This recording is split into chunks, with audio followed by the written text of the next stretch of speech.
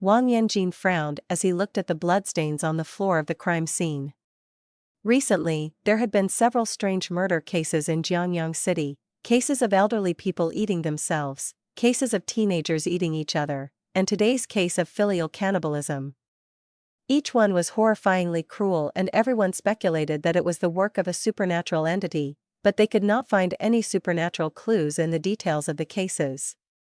The common feature among the victims in these strange cases was that they loved to eat.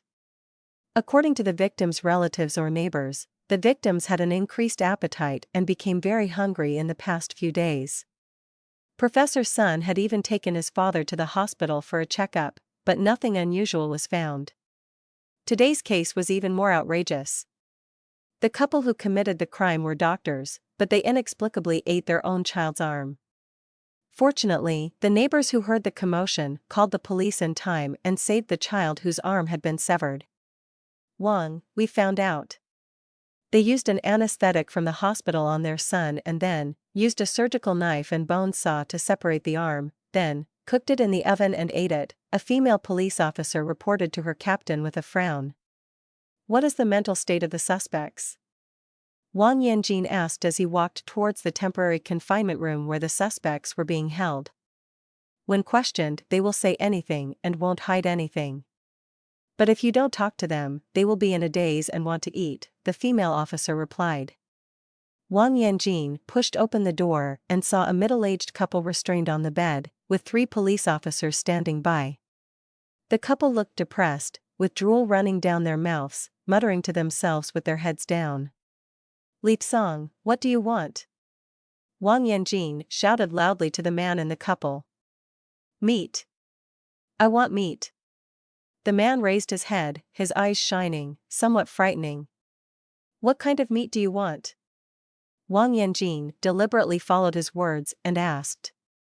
"Roast meat. Roast meat." Li Tsang was a bit crazy, laughing wildly. "It's a heavenly delicacy.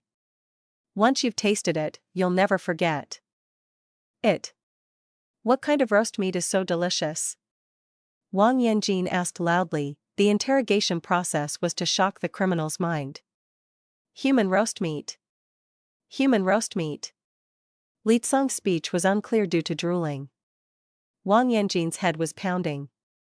Was this guy a cannibal? His mental problems seemed very serious. Ding dong. Suddenly, his phone's WeChat app beeped. Wang Yanjin thought it was his leader contacting him and quickly paused his work to check his phone. It wasn't his leader, but a message from Yisha with an address attached. "This barbecue restaurant may have a problem. I suggest you contact the Strange Slayer Bureau to check it out." Wang Yanjin quickly clicked on it and saw the Renda barbecue restaurant. He was busy with work and didn't have time to pay attention to these things, so he asked a colleague about it. "This restaurant is quite popular recently. I was even planning to take my wife and son there for a meal." The colleague laughed and introduced it. After thanking him, Wang Yanjin put away his phone and walked into the bedroom, his mind full of thoughts. After all, he still had work to do. When he saw Li Tsang sitting on the bed drooling, a flash of inspiration suddenly came to his mind. He took out his phone and rushed to Li Tsang. Displaying the screen, Wang Yanjin shouted loudly, "What kind of barbecue do you want to eat, Li Tsang?" "Human barbecue. Human barbecue." Li Tsang stared at the phone screen, trembling all over, drooling more, and his speech was incomprehensible. Wang Yanjin saw this and understood immediately. He became excited and said to the guard, "Take them back to the police station. I will report this." "Yes." The scene of the crime became busy all at once. The officer who had just explained Wang Yanjin's confusion curiously approached and asked, "What's going on? Did you find any clues?" "I found out that there is a problem with that barbecue restaurant." "Chen, don't take your wife there to eat." Wang Yanjin patted the officer's shoulder and turned to walk outside the room.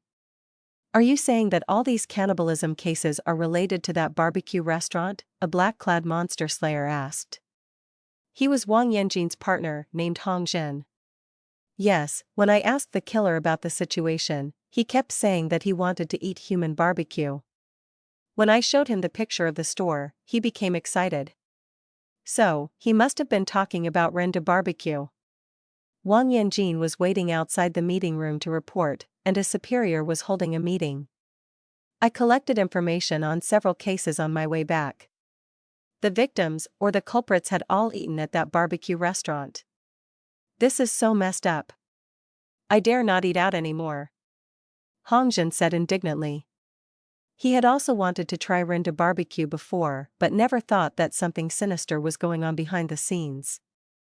The door of the meeting room opened, and the head of the task force, Gong Yuanlong, was about to return to his office when he was stopped by Wang Yanjin. Team leader, we have found some clues in the cannibalism cases. Wang Yanjin took out his phone and showed Gong Yuanlong. It's this renda barbecue restaurant. I request that we immediately dispatch officers and monster slayers to investigate and seal off the area. What? Explain it clearly. Gong Yuanlong's mood changed when he heard the name of the restaurant. The victims and the culprits all ate something from this restaurant. Wang Yanjin explained quickly. Then you investigate this matter. You are in charge of mobilizing people. Gong Yuanlong was a bit flustered and handed Wang Yanjin some documents before turning to leave. Team leader, what's wrong with you? Wang Yanjin asked in confusion. Your sister-in-law took Xiaodong there to eat too. I haven't been home for several days. I need to go back and check. Gong Yuanlong was sweating profusely and ran away. Wang Yanjin and Hongjin looked at each other and didn't dare to delay. They immediately went to mobilize personnel. It was late at night, the street lights were turned off, and the sound of the wind blowing through the willow trees by the river could be heard. Due to the strange occurrences, people rarely appeared on the streets at night, most of them would stay at home until dawn. However, Luo Honglang was an exception. His job required him to work the night shift, so he had to leave his house and go to the company in the middle of the night. Some might ask, isn't he looking for trouble? Luo Honglang was well aware of the risks, but he couldn't resist the high salary that came with the night shift. Thanks to the strange occurrences, the night shift salary had been significantly increased, multiplied several times. After a few more months, I will quit. Once I pay off my father's debt, I can find a normal job. Luo Honglang made a determination in his heart and courageously walked towards the company. Without the illumination of the streetlights, Luo Honglang could only move forward with a flashlight. He bought a powerful flashlight with a large brightness and range, which made him feel less scared when he turned it on. The summer night breeze was quite cool, blowing away the heat from his body. As Luo Honglang saw that he was about to reach the company, he felt much more at ease and walked with lighter steps. Who's there? Suddenly, a voice full of vigor came from behind him, and Luo Honglang was startled. He quickly turned his flashlight to illuminate the street behind him. It turned out to be several men in police uniforms, also carrying flashlights on patrol. Hello officer, I am an employee on my way to work at the power plant ahead. Luo Honglang explained when they came closer, relieved. What kind of work do you have to do at this late hour? You're asking for trouble. The leading man said unkindly, you'll bring us a lot of trouble like this. I'm really sorry, I have no choice. I plan to live at the company from now on. Luo Honglang explained. Alright, be careful and go on ahead. The man waved his hand and, along with his colleagues, continued their patrol. Luo Honglang quickened his pace, he still had to clock in, and he didn't want to be late. Finally entering the brightly lit power plant, Luo Honglang breathed a sigh of relief. He definitely wanted to live in the company dormitory so that he wouldn't have to worry about the dangerous nighttime roads, but there weren't enough spots available and he had to wait. Putting on his work clothes, Luo Honglang went to inspect the equipment as usual. To his surprise, the 3 police officers he had just met on the road followed his colleagues into the plant. Hey, officers, you can't just come in here. It's very dangerous. Luo Honglang hurriedly went forward to greet them. They hadn't worn protective clothing when they entered, and if something went wrong, it would be troublesome. Luo Honglang, what are you doing here? The leading man asked in surprise. We were just looking for you. You even came to the power plant. We asked your colleague. Why are you looking for me? Did I do something wrong? Luo Honglang was puzzled and his speech became a bit stuttered. On the road just now, why did you look at us and then run away? The man looked at him strangely. We thought you were a criminal or something. That's why we chased you to the power plant. Yeah, Lao Luo. They came over and pointed at the picture on the employee wall, saying they were looking for you. So I brought them over. Luo Honglang's colleague also explained.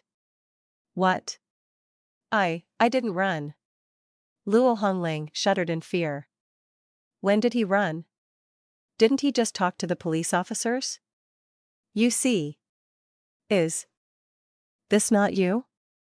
The man took out his phone and played a video on the screen, a dark street, a flashlight constantly swinging, and Luo Honglang running frantically. Who is this? Luo Honglang's brain exploded. The man running away in the video was indeed himself. He is Luo Honglang, then who am I? We don't know either. The three police officers and the electric company colleagues suddenly spoke in unison, sounding strange and terrifying. He is Luo Honglang, then who are we? Luo Honglang looked up and saw that the four men in front of him had all turned into his own appearance. They kept repeating the question, then who are we? Ah. Luo Honglang trembled all over, unable to move, his face pale.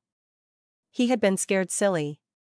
Yisha stood on the side of the road, watching Luo Honglang standing stupidly in place. This man was being possessed by an unknown black creature and was clearly under a strange spell. You feel it, right? Yisha looked at the black and eerie substance slowly covering Luo Honglang's entire body. Knowing that he couldn't wait any longer, he instantly transformed into a werewolf, and with a kick of his hind legs, charged forward. Chilla la la. Yisha's wolf claws penetrated directly into the body of the black creature, making a piercing sound like hot oil in water. He tried to use brute force to separate the strange entity from the man, but unfortunately, the man started to bleed from his nose and his body shook violently. Yisha had to abandon this plan. Unless absolutely necessary, he had no reason to kill anyone. Then let's try some psychological attacks. With a plan in mind, the werewolf Yisha held towards the sky. Brainwashing demon sound, surging and explosive. This time, the black and eerie creature couldn't handle it and quickly detached from Luo Honglang's body, trying to escape. Unfortunately, Yisha was quick to react and grabbed the black entity like a string of sugar-coated haws. I've been squatting all night, and finally encountered one. Isn't it said that strange things are everywhere? The werewolf complained as he held the black entity and gradually disappeared into the darkness. The street was left with Luo Honglang lying unconscious on the ground, blood streaming from his ears, possibly due to his eardrums being shattered by the wolf's howl.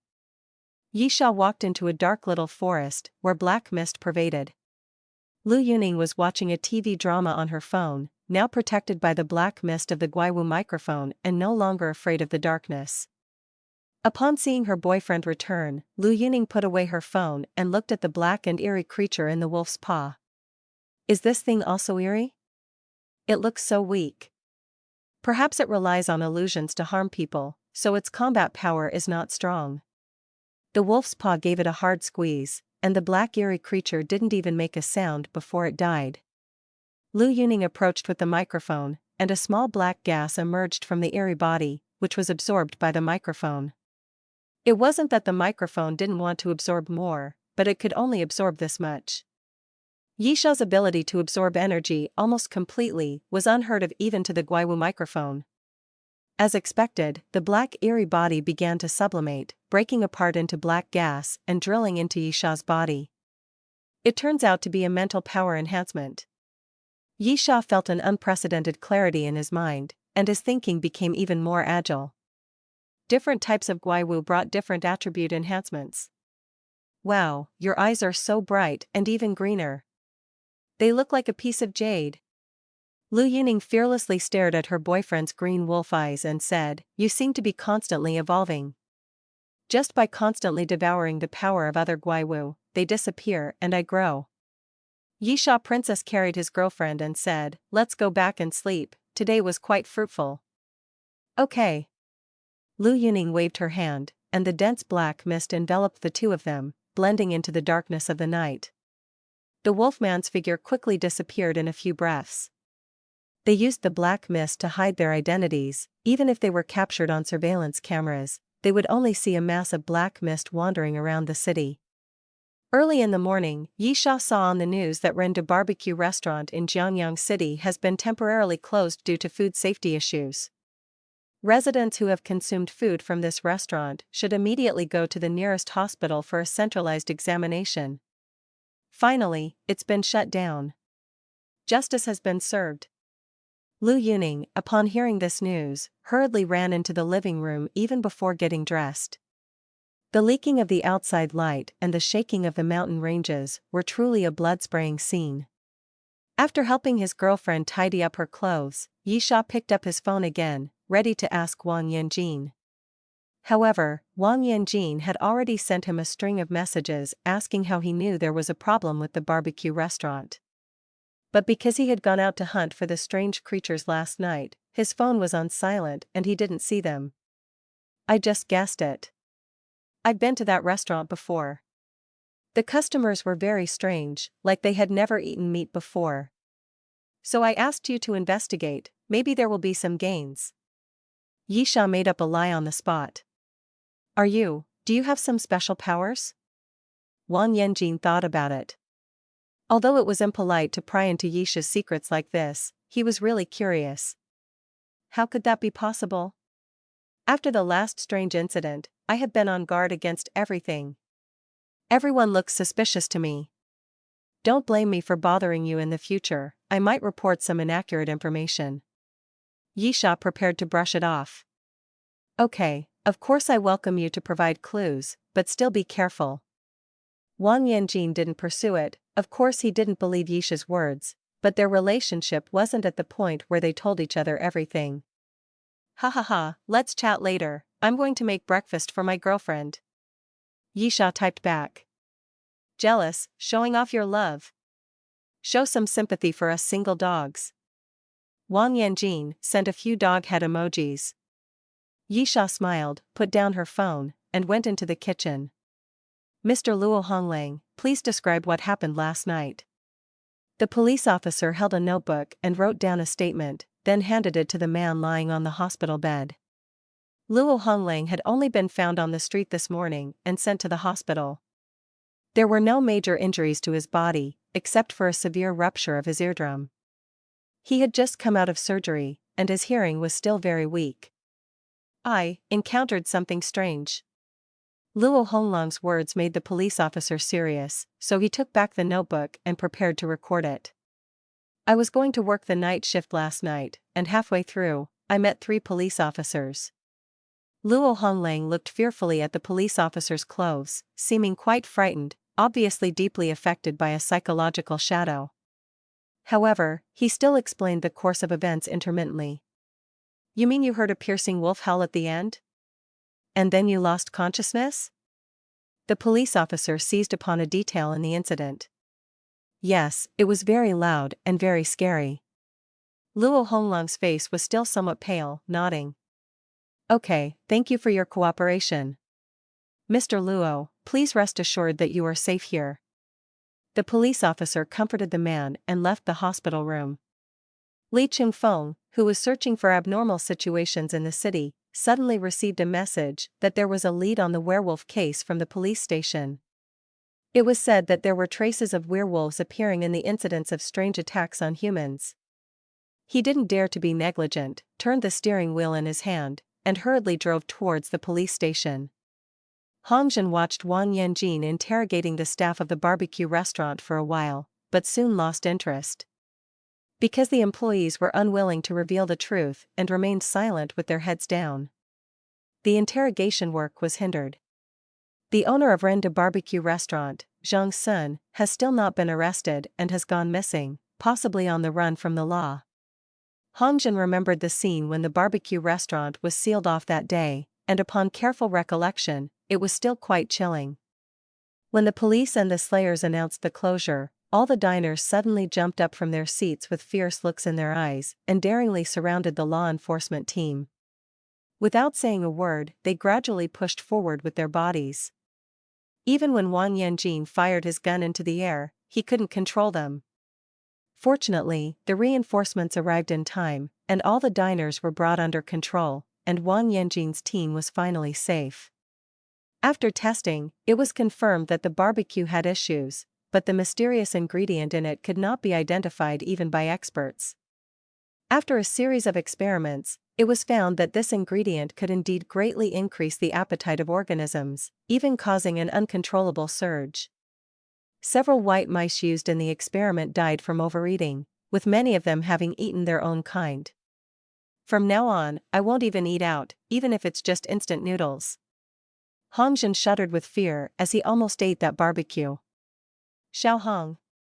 Li Chungfeng had just arrived at the police station. Seeing that all the police officers were busy, he had to approach a familiar slayer.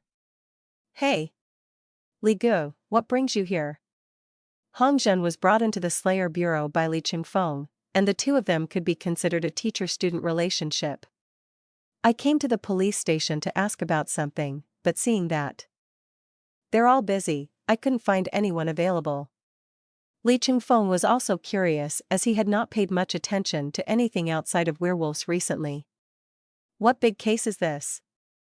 The entire police station is busy?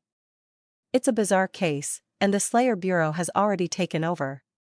Here, we're just organizing the information and interrogating related personnel.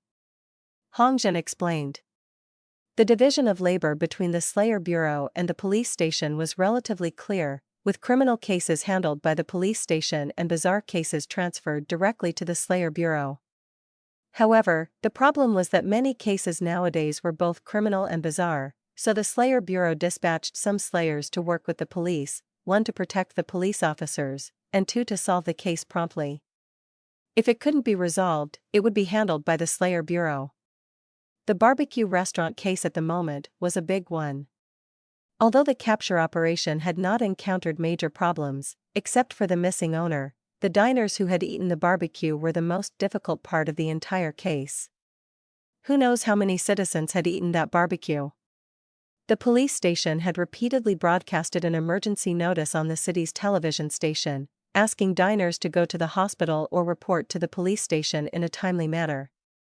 But the results were not satisfactory, with few people coming forward. If the effects of the barbecue broke out, it would truly be a scenario of everyone eating each other, like hell on earth. Li Chungfeng looked at the simple case report handed to him by Hongjin, his expression also quite unpleasant.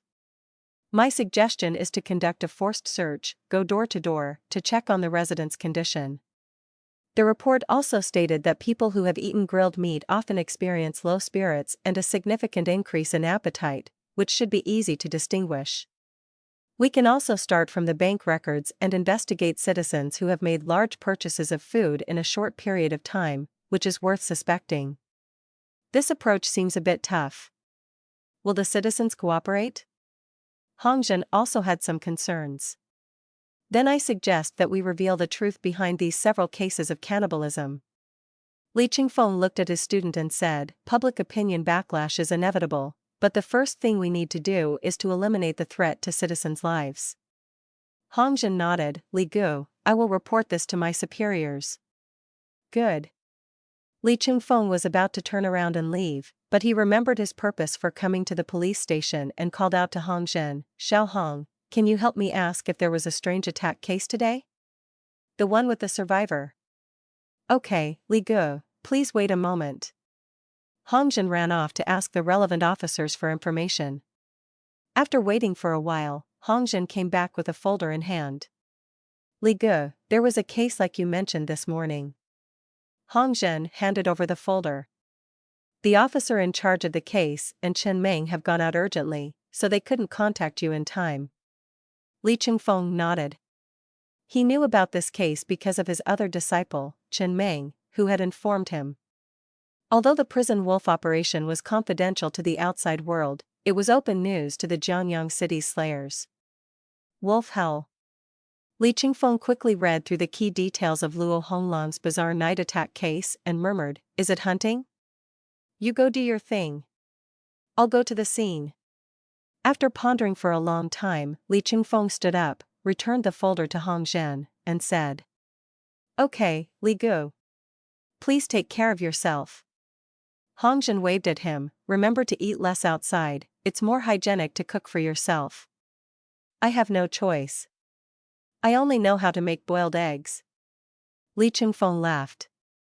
He mostly ate boxed meals and had no cooking skills. "Then buy some instant noodles. Or, how about we split a few boxes of instant noodles together? It's free on Pinduoduo tonight." Hong Zhen joked from behind. "Get out of here. I'm leaving."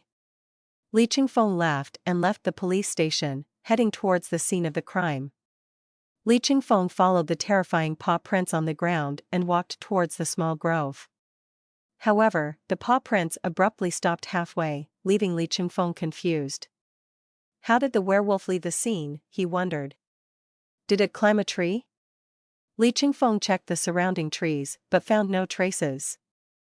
The trunks appeared normal, without any claw marks as he had imagined. As he paced back and forth in the small grove, Li Qingfeng couldn't figure out how the werewolf had left the scene.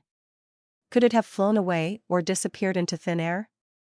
After another check of the grove, Li Qingfeng found no further evidence and decided to take a photo with his phone before returning to discuss the case with his colleagues at the Slaying Demons Bureau. Meanwhile, Yisha was out grocery shopping with Lu Yunan and was unaware that someone was thinking about him day and night. Without changing his expression, Yisha adjusted his gun holster and laughed. "Didn't you say there was a shadow? How can you eat meat now?" "I'm just craving it." Lu Yunan, who used to be a domineering lady, had become more and more playful. Her versatile style was attractive, and Yisha found himself increasingly fascinated by her. "Besides, you'll notice any problems anyway," Lu Yunan giggled and nibbled on Yisha's earlobe seductively. "You let me eat chicken wings, and I'll help you eat. Let's buy some, then." Yisha was teased so much that he couldn't hold back his desire. He quickly took his girlfriend to the meat stand to buy chicken wings. "Boss, how much are these chicken wings?"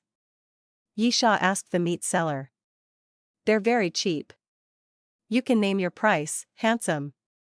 The meat seller sighed and got up to fetch a plastic bag. There was news about problems with the barbecue shops.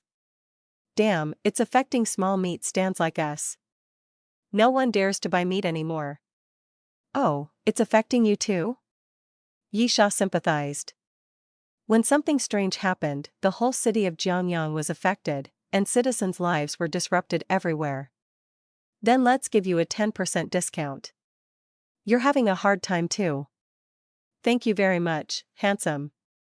Take a look and see if there's anything else you need," the meat stall owner said with a smile, quickly pulling out a few more plastic bags.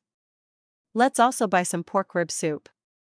Yisha picked out several good-looking pork ribs. "Boss, could you chop the bones for us?" "Sure."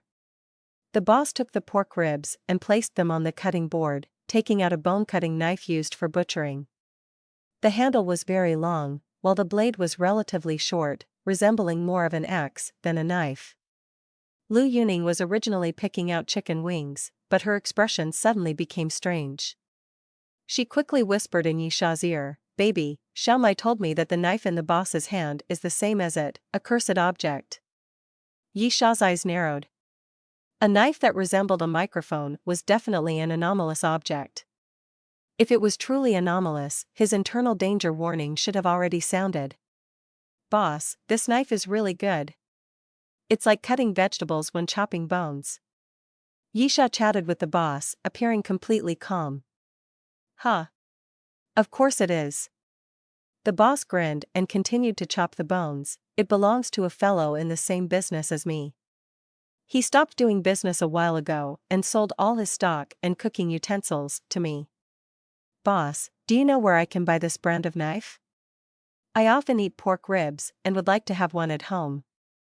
Yisha feigned interest and asked deliberately. I'm not too sure, it's probably not available for sale anymore, right? My colleague told me that the factory that produced this knife went bankrupt, so it's a discontinued item. The boss laughed, obviously proud. After the pork ribs were chopped and bagged, Yisha took the bags handed to him by the boss and casually asked, "Hey boss, do you sell this knife? I really like it." The meat stall owner's expression was initially puzzled and confused, but then gradually became very strange. The corners of his mouth twitched, and he even lifted the bone-cutting knife in his right hand, shouting, "Are you here to cause trouble? Not here to buy meat, but my knife?" The boss, who was just friendly and easygoing, suddenly became irritable and easily angered. Don't be angry, don't be angry. I was just asking. If you don't sell it, you don't sell it." Yisha didn't want to start a conflict with the boss and took a step back voluntarily. "Pay and leave." "Damn it, are you trying to mess with me?" The meat stall owner grumbled and slammed his cleaver on the chopping board, glaring at Yisha and Lu Yunong.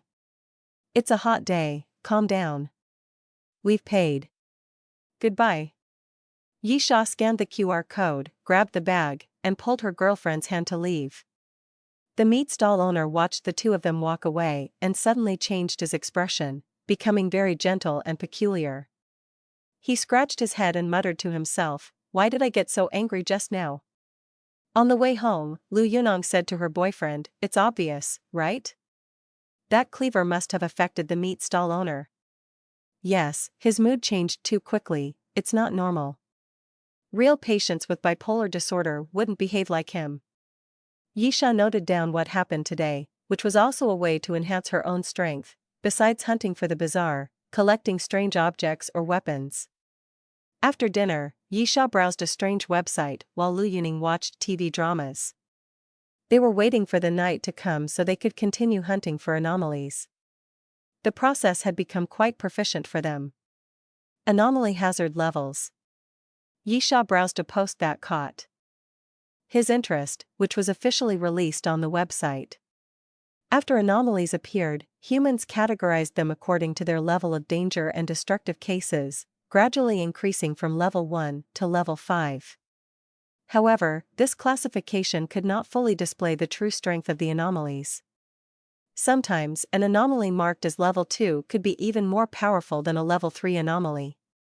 This was because the anomaly's powers were diverse and their behaviors were incomprehensible to humans. For example, although an anomaly might possess great power, if it did not like to kill humans and preferred to stay in a fixed location, it could be judged as not posing a threat and categorized as a level 2 anomaly. On the other hand, if an anomaly had weak power but enjoyed wandering around and slaughtering humans, it could be categorized as a level 3 anomaly. This classification allowed humans to assess the potential threat of an anomaly in a timely manner and choose an appropriate response. If the danger was low, they could delay dealing with it.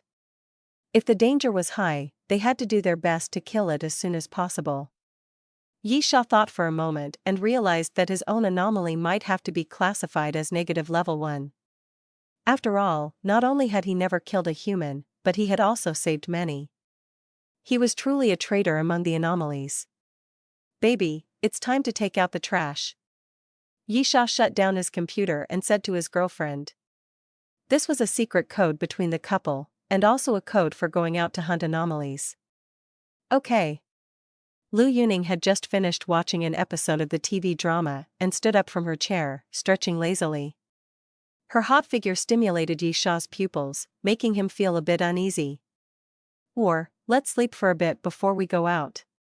Lu Yuning noticed her boyfriend's strangeness and flirtatiously asked with her tongue against her lips. "I'll sleep when we get back." "If I sleep now, I won't be able to go out." Yisha fled in panic, rushing to put on his shoes. Behind him, Lu Yuning burst into laughter. On the rooftop of the tallest building in Jiangyang City stood two figures. One of them was none other than Zhang Sun, who was in a sharp suit and still had a friendly smile on his handsome face despite being a fugitive on the run. The woman beside him was not someone to be trifled with. She was dressed in a sexy low-cut evening gown that accentuated her devilish figure, with fair and tender skin that shone in the darkness, and her ample bosom was fully exposed without reservation.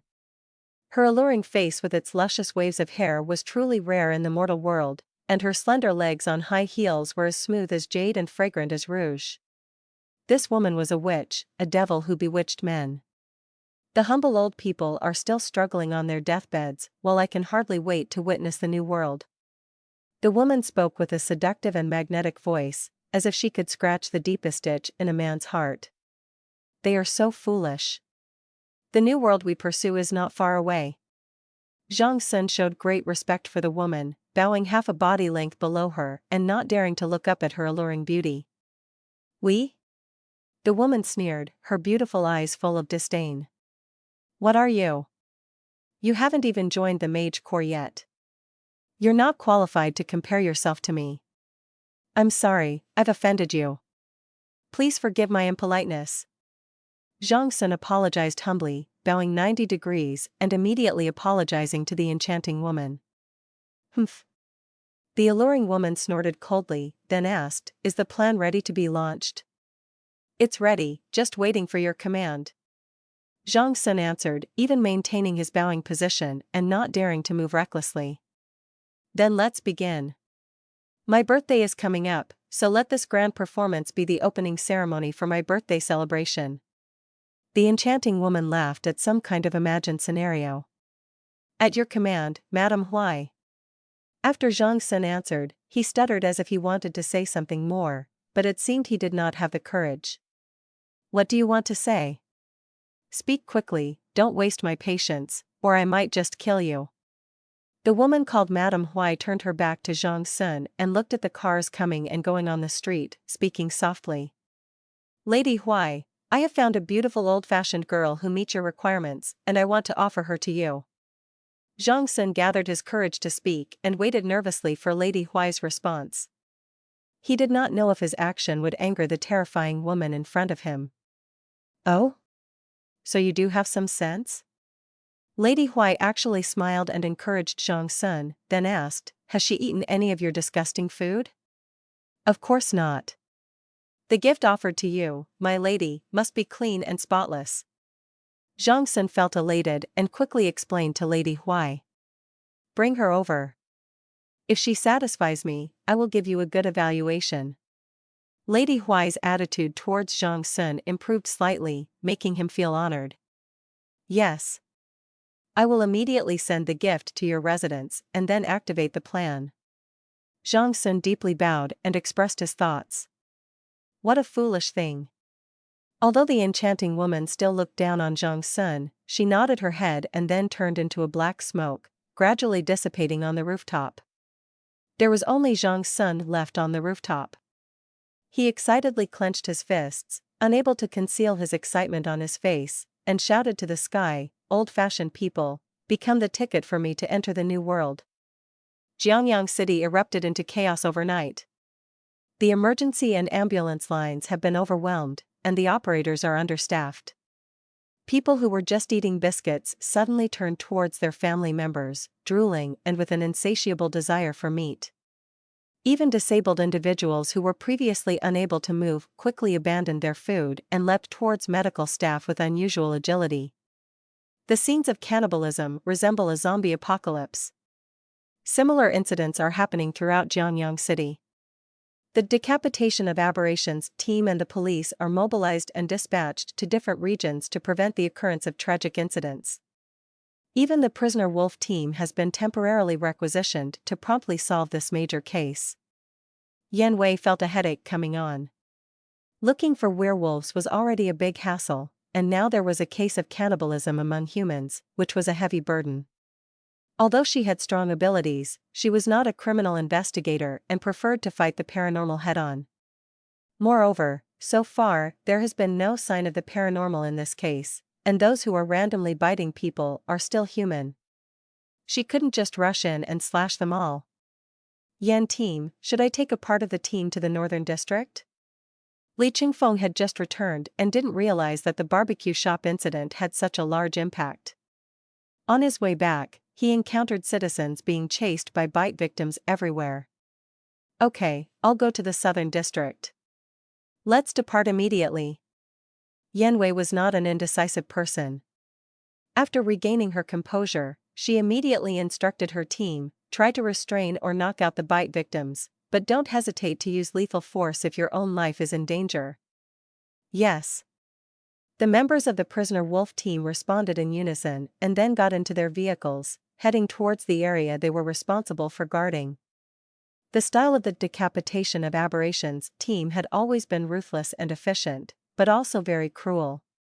However, this was the most effective approach to exterminating the paranormal. There would certainly be bloodshed and sacrifice, but it couldn't be for nothing. They had to die in front of the paranormal. Yesha and Lu Yunong had been at home all along and had locked their doors.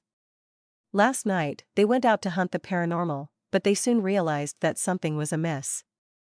Everywhere, there were bite victims attacking humans, so they gave up and went back home to sleep. However, the two of them had the strength to protect themselves and weren't afraid of anything. They even spent the night together, still sleeping soundly. The phone rang, and Yesha struggled to open her eyes, answering the call. Hello? Yesha, are you okay? Why didn't you reply to my WeChat? I thought something happened to you? Wang Yanjin was concerned about Yesha's safety. I am safe here. I am just sleeping, and the doors at home have been locked. You should also stay safe. Yesha got up and dressed, walked to the balcony, and looked outside. There were now both slayers and police officers in their residential area, indicating a recent case of someone being bitten. Okay, just stay indoors. I have to go now.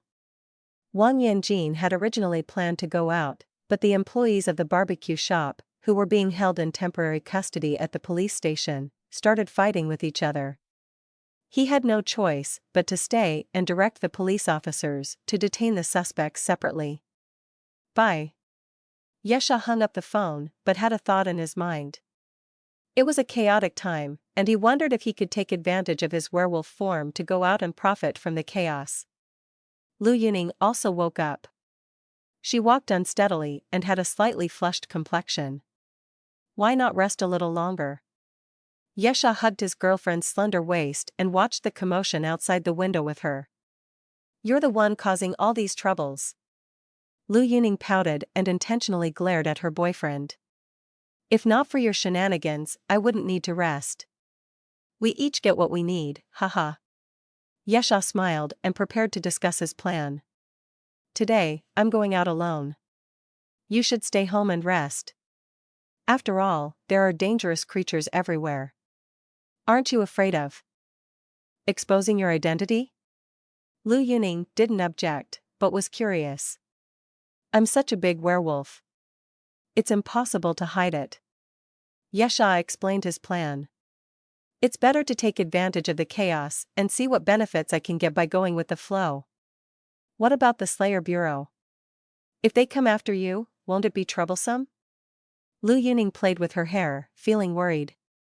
Then we'll fight. If we can't win, I'll come back and elope with you. Let's roam the world together. Yesha half-jokingly replied. Then won't we become Beauty and the Beast?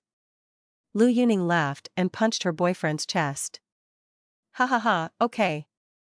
I'm going out. Yesha spent some time with his girlfriend before starting his plan to take advantage of the chaos. Before leaving, he reminded Lu Yuning, little bunny, be good at home. Don't open the door unless it's me coming back. You're such a pervert. Lu Yuning shouted shyly and ran back to the bedroom. Yes Hat closed the front door and his smile gradually turned serious. He walked out of the residential area, searching for a suitable place to transform into a werewolf. It had to be far from home and secluded to avoid drawing attention. After all, it was still daytime, unlike at night when he could transform freely. Team Yen. We've spotted a werewolf. The slasher from the East District of Jiangyang City called on the phone, and the news made Yan Wei excited. Where is it? Has it harmed any civilians? Yan Wei waved her hand, letting her team of slashers go to assist the civilians, while she jumped into her car and started the engine. It's running on top of a residential building, heading towards the food street. The reporting slasher said. It also saved a few people. Okay, you guys continue to protect the civilians, I'll go check it out. Yan Wei hung up the phone crisply, released the handbrake and stepped on the gas pedal, and the car shot out with great speed, rushing towards the shopping street. Yi Sha was running on top of a residential building, jumping casually and easily leaping to another large building more than 10 meters away. He was hurrying towards the food street, wanting to see what mysterious thing was behind the Ren de barbecue shop. The one who could design such a case with such a large impact range might be some powerful and eerie being. As he passed by an unnamed alley, a mother and daughter were being chased by a biter, screaming and running frantically, almost exhausted. The little girl was also accidentally knocked down by her careless mother, crying heartbreakingly on the ground. Yi Sha took a glance, moved very quickly, directly leaping down from the fourth-floor high place, a light tail whip, and several pursuing biters were knocked out. They struggled to get up, ready to continue chasing. But Yi Sha didn't have time to entangle with them. He rushed over, grabbed two people's heads with his wolf claws respectively, and slammed them together with a bang, knocking out two biters. The remaining one, Yi Sha pushed him from behind and let him bang into the wall, also fainting on the ground. Yi Sha was not responsible for comforting those he saved. Without even looking at the mother and daughter, he jumped on the spot and jumped to the second floor, claws forcefully scraping the wall, and his figure flew up to the roof, continuing to leap on the tightly connected residential buildings. The woman was trembling all over, her voice already hoarse and unable to speak. She saw the terrifying werewolf running away, and finally dared to go forward and pick up her daughter, desperately escaping from the alley, her mouth unable to stop repeating, "So scary, so scary." Finally seeing the Ren de barbecue shop, the police who should have guarded the storefront may have all gone to save people, so there was no one there now, only a white barricade tape circling the door. Yes Hat remained on the rooftop of a nearby residential building, contemplating her next plan. Since the exterminator has already checked it, there shouldn't be any strange presence in the shop. Otherwise, there would have been a big battle. Yes Hat thought she had analyzed it clearly and was ready to rush in to see if she could use her sense of smell to find any suspicious clues behind the barbecue shop. A man in a suit and leather shoes appeared on the street. He walked calmly, and the attackers chasing after people around him didn't even glance at him. Yashat's wolf eyes narrowed, and she stopped in her tracks. She recognized the man. He was the owner of the barbecue shop, the fugitive who had been wanted in the news. As Zhang Sun pushed open the door of the barbecue shop, Yes Hat remembered. He looked around his commercial masterpiece, murmuring to himself, "It took a year of planning, and the shop has finally fulfilled its mission." Zhang Sun lovingly caressed the soft sofa seat and admired the animal print wall paintings he had chosen, feeling proud of his high aesthetic taste. "It's time to let you out. Life underground, where you can only spit water, must be miserable, right?" Zhang Sun placed his palm on the beast-patterned mural, and countless black mist poured out from his body, drilling into the mural.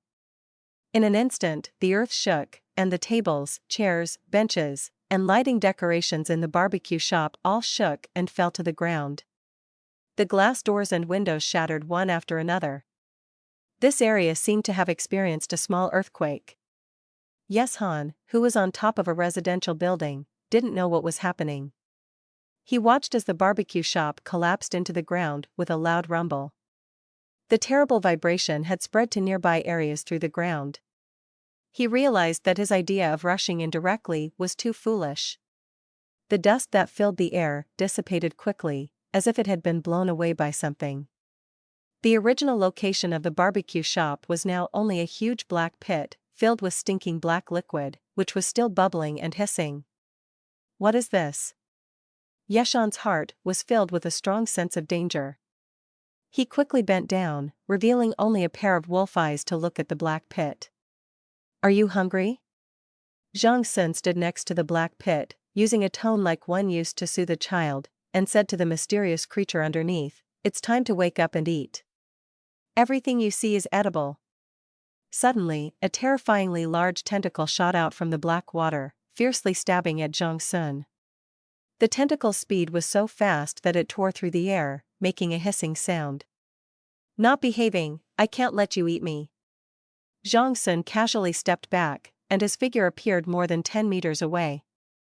Obviously, he could easily dodge the mysterious creature's attack. Perform well for Lady Huai and show us what kind of city you can turn Jiangyang into. I'm also curious. Zhang Sun shrugged at the black pit, and then turned and left. Yes Han watched the entire process, but he was too far away to hear what Zhang Sun was saying. The next second, the black water surged up, and the stinky liquid spread to the surroundings. A terrifying and fierce monster crawled out of the black pit, opening its blood-stained mouth full of sharp teeth and let out a piercing howl. That was a terrifying creature that words cannot describe. It was entirely black, with sticky and foul-smelling liquid constantly oozing from its skin, dripping onto the ground and making a sizzling sound. Its head resembled that of a bull, and its body was bloated and obese, with numerous tentacles waving in the air. It was gigantic, towering over nearby buildings. As Yesha looked at the monstrous creature that could swallow his nearly 3-meter-tall body in one bite, he was shocked. He had underestimated the strangeness of this place. After the bull-headed creature let out a piercing roar, countless tentacles on its body burst out in all directions, piercing the bodies of nearby biters or fleeing civilians like a string of candied haws. Each tentacle was impaled with several screaming humans who were still alive. The strange bull-headed creature opened its bloody mouth, and the humans impaled on its tentacles fell into its mouth like beans, one after another. The chilling sound of chewing echoed, and the remaining humans on this street were still being hunted by other tentacles of the strange bull-headed creature. Yesha's scalp tingled as he listened. He knew he couldn't defeat the strange bull-headed creature alone.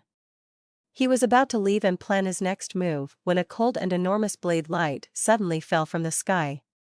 Many of the tentacles on the strange bull-headed creature were cut off by the blade, and it let out a deafening cry of pain. Yan Wei held the ring-headed sword and walked step by step. The beautiful woman was now like a heroic female general, facing the terrifying creature alone. She had been searching for the werewolf for a long time but had found nothing. Instead, she encountered this powerful bull-headed creature. Since that was the case, she would fight. Yan Wei once again cut off the tentacles that the bull-headed creature had attacked with, and her body suddenly rose, charging forward. The ring-headed sword in her hand glowed with a bloody light, as if it had gathered tremendous power. The bull-headed creature seemed to have guessed Yan Wei's attack, and it suddenly moved backward a bit, using all its strength to retract its bloated body before rushing forward violently. Countless sticky and foul-smelling black liquids poured down like rain, splashing towards Yan Wei. Naturally, Yan Wei would not touch this unknown liquid. Her figure swayed, dodging to the side and rushing into a nearby shop. As the black rain fell to the ground, it began to severely corrode the cement and tiles, and within a breath or two, the ground was already pockmarked. The strange tentacles of the bull's head did not stop, they had already plunged into the house where Yan Wei was hiding, stirring up chaos and trying to grab her. Yan Wei looked at the shop being ravaged by the tentacles, with tables, chairs, and benches being thrown around everywhere. She dared not stay any longer and ran towards the back of the shop, jumping out of a window onto the street next door. The bull's head tentacles could not catch Yan Wei for a long time, and seemed to be starving. It opened its blood-stained mouth and bit onto a nearby building, gnawing at the cement and bricks and causing them to fly in all directions. In the blink of an eye, it had already bitten off the top half of the building. It could eat anything. Suddenly, a dazzling flash of a terrifying sword appeared. Yan Wei had somehow approached the bull's head itself, and with a giant blood-red sword, she chopped directly into the fat body of the bull's head. Crackling sounds. Yan Wei had anticipated this, and as soon as the sword strike was done, she quickly escaped. The body of the bull's head was cut open, spewing out large amounts of black corrosive liquid that quickly eroded the ground in front of it, creating a large pit. Bull-headed Strange was obviously provoked by intense pain. All its tentacles stopped chasing individually and began to wildly swing and destroy, dispersed throughout the street. It clearly intended to indiscriminately destroy everything around it and wouldn't allow Yan Wei to approach again. Bang! Bang! Bang! Loud noises echoed throughout the food street as a chain of buildings were frantically destroyed by the swarm of tentacles. Bull-headed Strange also continued to devour the buildings, and the wound caused by Yan Wei's sword was quickly healing under its consumption. It fused back together in an instant. At this point, Yan Wei had already hidden on a nearby rooftop, observing the situation. As a close-range slasher, it was difficult for her to breach the ferocious defensive measures of Bull-headed Strange. However, Yan Wei remained calm as she had already notified the Slash Bureau upon encountering the creature. Li Qingfeng was leading the wolf prisoner team and rushing to the scene. They should be arriving soon. Seeing Bull-headed Strange already starting to destroy her hiding place, Yan Wei prepared to relocate and continue observing. But as she leapt onto a residential building, she suddenly felt danger without knowing where it was coming from. She raised her sword in a defensive posture, scanning her surroundings. On the opposite rooftop, a terrifying werewolf was staring straight at her. "Finally found you."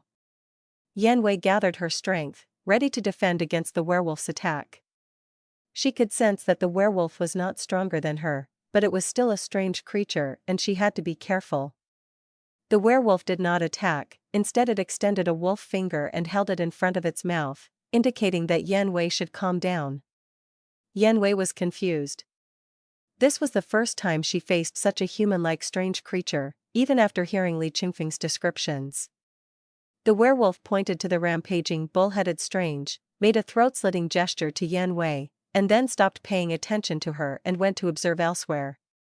In this area, there are still many residents hiding in their homes for shelter, but the strange bullhead is slowly advancing towards this side, causing destruction at a rapid pace. Yan Wei was also very worried and jumped into the residential building where she was hiding, shouting, "Everyone run away, stay away from here.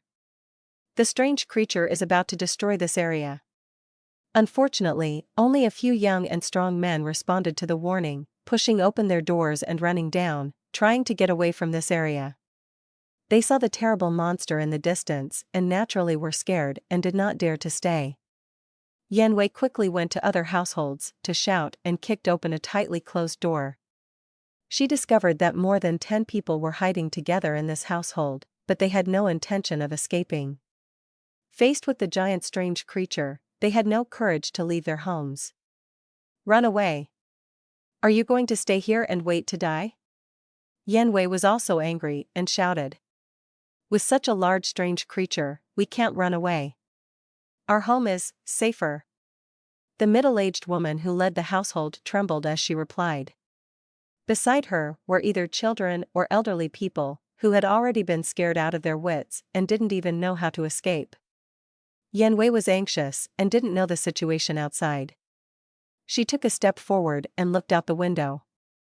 She saw that the strange bullhead had already destroyed the food street and turned it into ruins. At this moment, a howl rose to the sky. It instantly resounded throughout the entire residential area. Yan Wei was shocked. When she turned around and looked, the woman, children, and elderly people who had just been scared out of their wits all stood up strangely and ran out of the house without saying a word, following a strange and orderly pace, running away from this area as if they were collectively hypnotized. "Werewolf!" Yan Wei immediately realized and quickly ran up to the rooftop. But the werewolf was not on the neighboring rooftop. Its terrifying figure was actually shuttling back and forth inside the residential building, doing some strange things.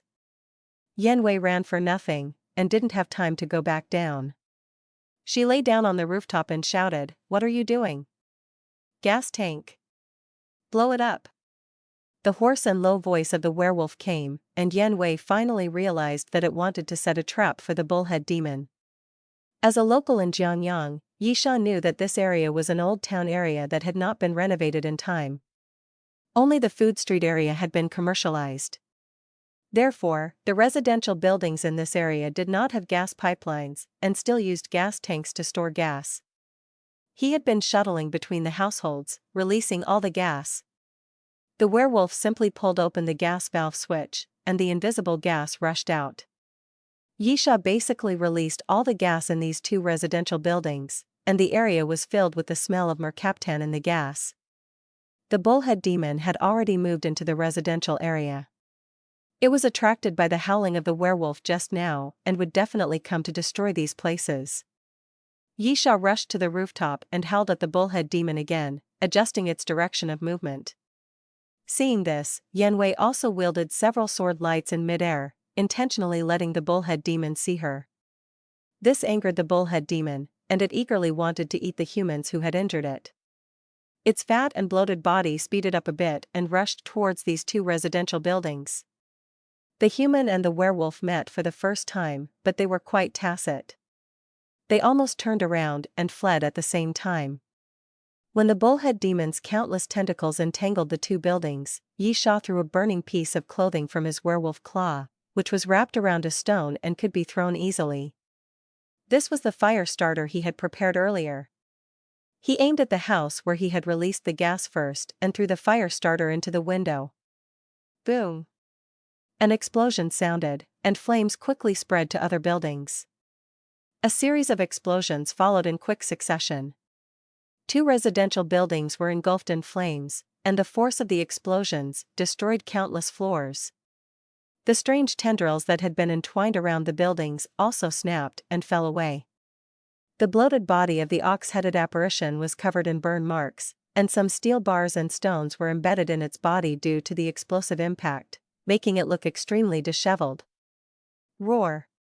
A terrifying scream echoed, with such great pressure that it left people gasping for air. Yanwei and the werewolf Yisha did not dare to face the injured and frenzied apparition head-on, so they quickly backed away. Unexpectedly, the ox-headed apparition began to devour the debris from the explosion with large gulps. It chewed and swallowed everything from cement blocks to steel plates and bars. Its injuries were quickly healing, and new limbs seemed to be growing on the broken tendrils. Yisha couldn't help but be amazed. This creature's recovery ability was much stronger than his own. It could even heal by eating stones. "You don't seem like an apparition," Yanwei said softly, standing beside Yisha. "But I am an apparition." Yisha couldn't admit otherwise, and said, "I'm just a bit smarter than other apparitions. For example, I'm willing to work with the execution bureau. What do you want?" Yanwei knew what Yisha was hinting at and asked him directly about his conditions. "I want it." Yisha pointed to the ox-headed apparition, which was still eating and healing, and other apparitions like it. "What can you give us?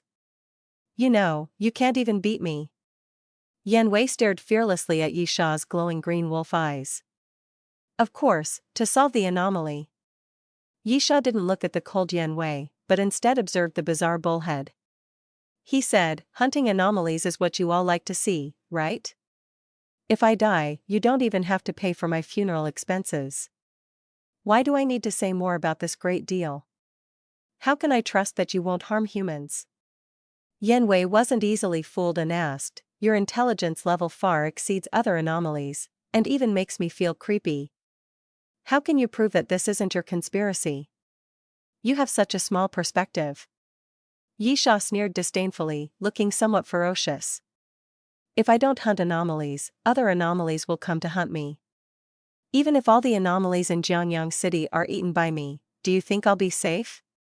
What about the anomalies in Jiangyin? What about those across the country or even the world?"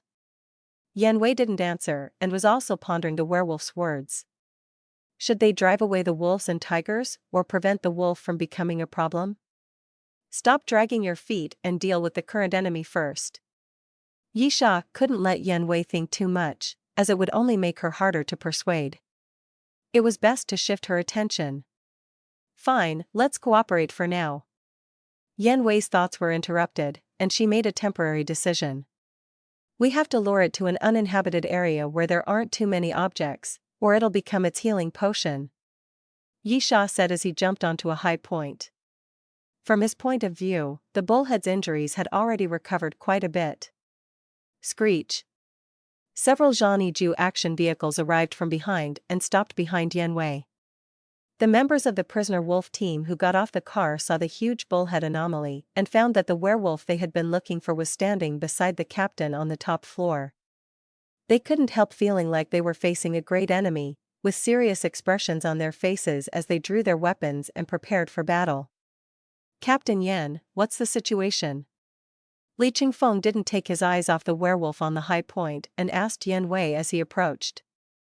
"This bullhead anomaly has an extremely strong recovery ability, and we need to lure it to an uninhabited area."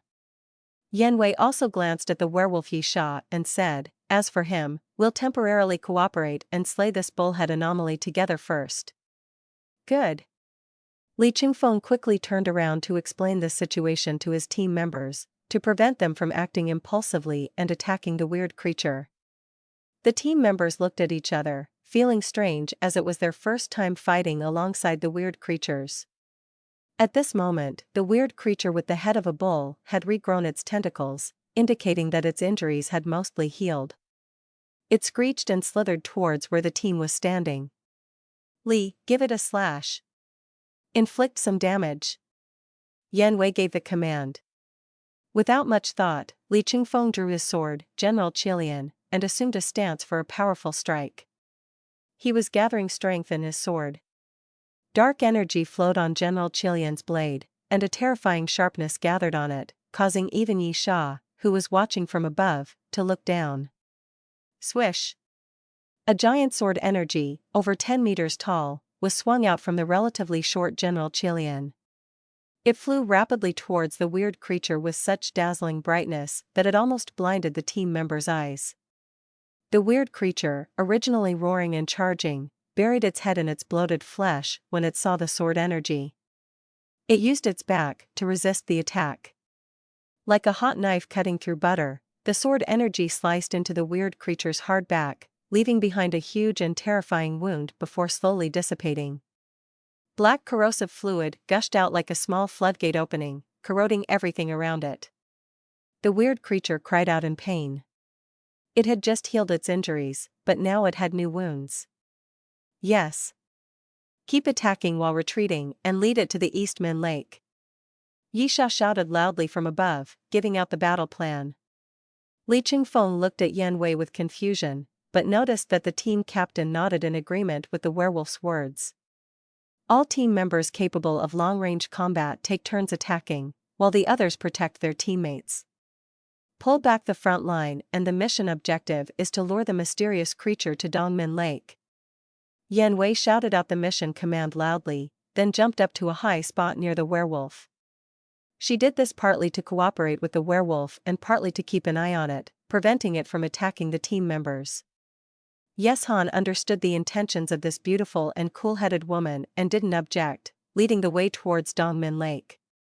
"Damn, this werewolf speaks so fluently. It's like a person." One member of the prison wolf squad retreated while complaining to his companion. "Yeah, and it even knows about Dongmin Lake. Looks like it's a local old mysterious creature." His companion was also surprised. Dongmin Lake used to be a tourist attraction in Jiangyang City, but an eerie massacre had occurred there in the past, causing many deaths. It had long since been sealed off and abandoned, becoming desolate and uninhabited with hardly any trees left. The slashers were retreating while the furious bullhead mysterious creature pursued them. As it went along, its massive and bloated body crushed cars while passing by, and the buildings it came across were either toppled by its tentacles or had half of their structures bitten off by it. "Attack it. Hold its hatred." Yes Han looked back and saw that the bullhead mysterious creature was busy gnawing on a tall building, evidently tempted by its favorite food, and had stopped pursuing them for revenge. The slashers had no choice but to stop and unleash their abilities. Although they didn't cause any damage like Li Qingfeng did, they managed to infuriate the bullhead mysterious creature, causing it to finally abandon its feast and roar angrily as it chased after them. In the midst of all the chaos, the strange bullhead was actually brought to the Dongmin Lake area. This place was deserted, and even the iron gates that used to be part of the scenic area were rusted and broken, left to be eroded by the wind and sand. It was the afternoon and the sun was scorching, making everyone sweat profusely. The Demon Slayer team was also panting as they rested, with the strange bullhead still some distance away. However, Yeshia was not hot at all, despite having a thick wolf fur on him. For some reason, he felt cool all over, perhaps due to the nature of the strange body. In the distance, there was a rumbling sound as the strange bullhead had caught up. The demon slayers prepared for battle, but then Yue instructed them, the first wave of attack, 2 people per group, is to cut off the bullhead's tentacles, so try to pull them apart. The second wave of attack will be aimed at its main body, and I will personally lead the team to behead it. Yes. The team members responded one after another. Although their combat experience was not as rich as their counterparts in the Jiangyang Branch Bureau, they were not too bad compared to the rest of the country. As the strange bullhead caught up, its countless tentacles attacked the group, accompanied by a stench of black decay. According to Yue's plan, the demon slayers quickly split up into pairs, escaping in all directions towards the Dongmen Lake Park, luring the tentacles in pursuit. In this way, the bullhead's tentacles almost bloomed like flowers, attacking in all directions, with its main body at the center. Of course, Yue was with Yeshia, keeping an eye on the wolfman to prevent any misbehavior. Yeshia's figure was quick, attracting 7 or 8 tentacles to attack him. While deftly avoiding the entanglement and strikes of the tentacles, he signaled for Yue to take action. Yue reacted quickly, swinging her large sword and cutting these tentacles like slicing tofu. Just as Yeshia was about to continue luring other tentacles, his sense of danger suddenly heightened. However, his body could not react quickly enough as he was suddenly entangled by a hidden tentacle, suspended upside down and rapidly being pulled towards the strange bullhead's body. Yue quickly caught up, but the tentacle entangling Yeshia was still hanging in the air, and she had no flying ability, unable to rescue him in time. Yeshia himself was being tossed around by the tentacle, unable to use his wolf claws to tear it apart. Swish!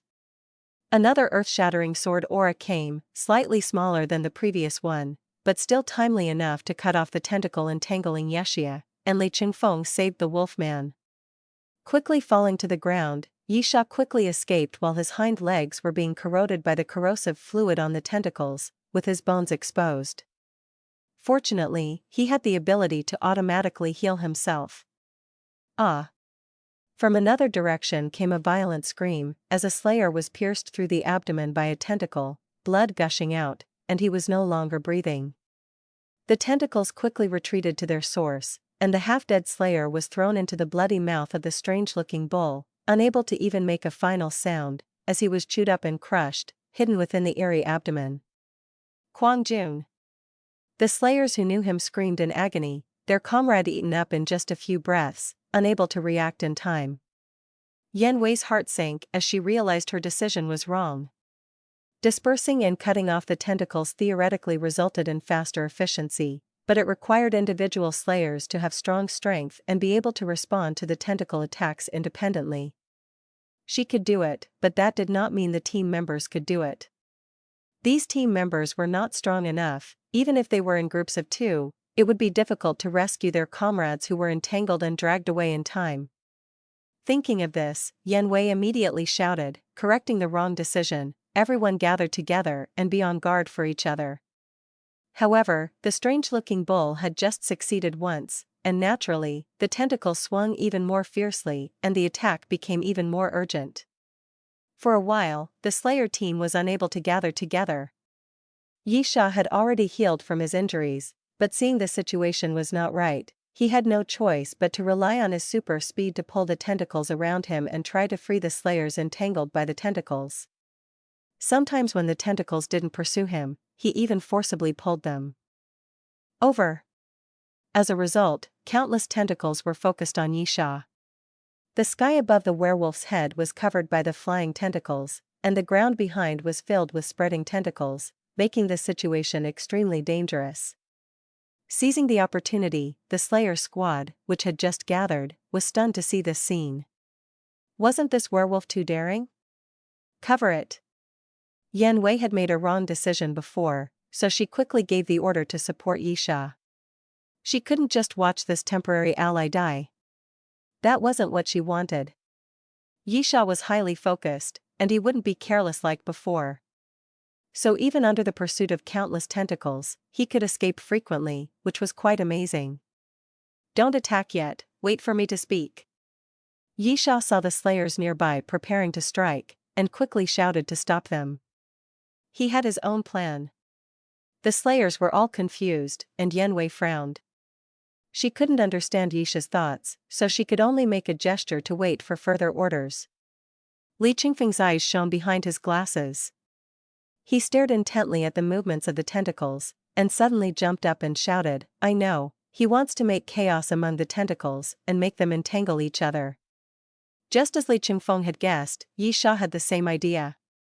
With so many tentacles, once they got tangled up with each other, it would be difficult to unravel. The werewolf dodged and weaved through countless tentacles, deliberately leading one group of tentacles into another's encirclement. Just as they were about to catch him, he made a thrilling dodge and leapt out again. He kept leading the tentacles around each other, and when the time was right, Yi Sha turned around and stopped running. With his two giant wolf claws, he grabbed hold of one group of tentacles, leaned back, and pulled with all his might, like in a game of tug-of-war. The tentacles formed a large knot.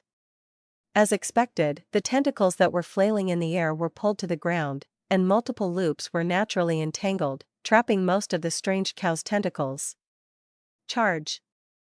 Yi Sha roared to the sky. His two wolf claws were constantly corroded by black putrefaction, and the piercing pain was indescribable. Yanwei had already picked up her ring-headed machete and rushed over. Her target was the connection between the strange cow's main body and its tentacles. The sword light flashed in an instant. Li Qingfeng, on the other hand, was accumulating sword energy. With a swing of his General Qi Lian sword, he unexpectedly sent out 7 or 8 small sword energies, targeting another group of tangled tentacles. Other long-range combatants also attacked. Some used a longbow to shoot black arrows. Some held cheap lighters that cost 1 yuan each in their hands. With a snap of their fingers and a breath, they could launch a high-temperature fireball, just like a wizard. Others swung playing cards in both hands, and the flying cards could automatically return to their hands. The 54 cards were like sharp flying darts, cutting back and forth through the root of the strange cow's tentacles. Yi Sha was truly amazed. The variety of strange weapons was too rich. The strange cow desperately drove its numerous tentacles, but found that it couldn't break free from the knots it had created, and could only watch as Yanwei dealt the crucial blow, cutting off almost all of its tentacles. Roar! Black putrefaction spewed out wildly from the wounds. The strange cow was now just a bare lump of flesh, with only 1 or 2 small newly grown tentacles swaying awkwardly.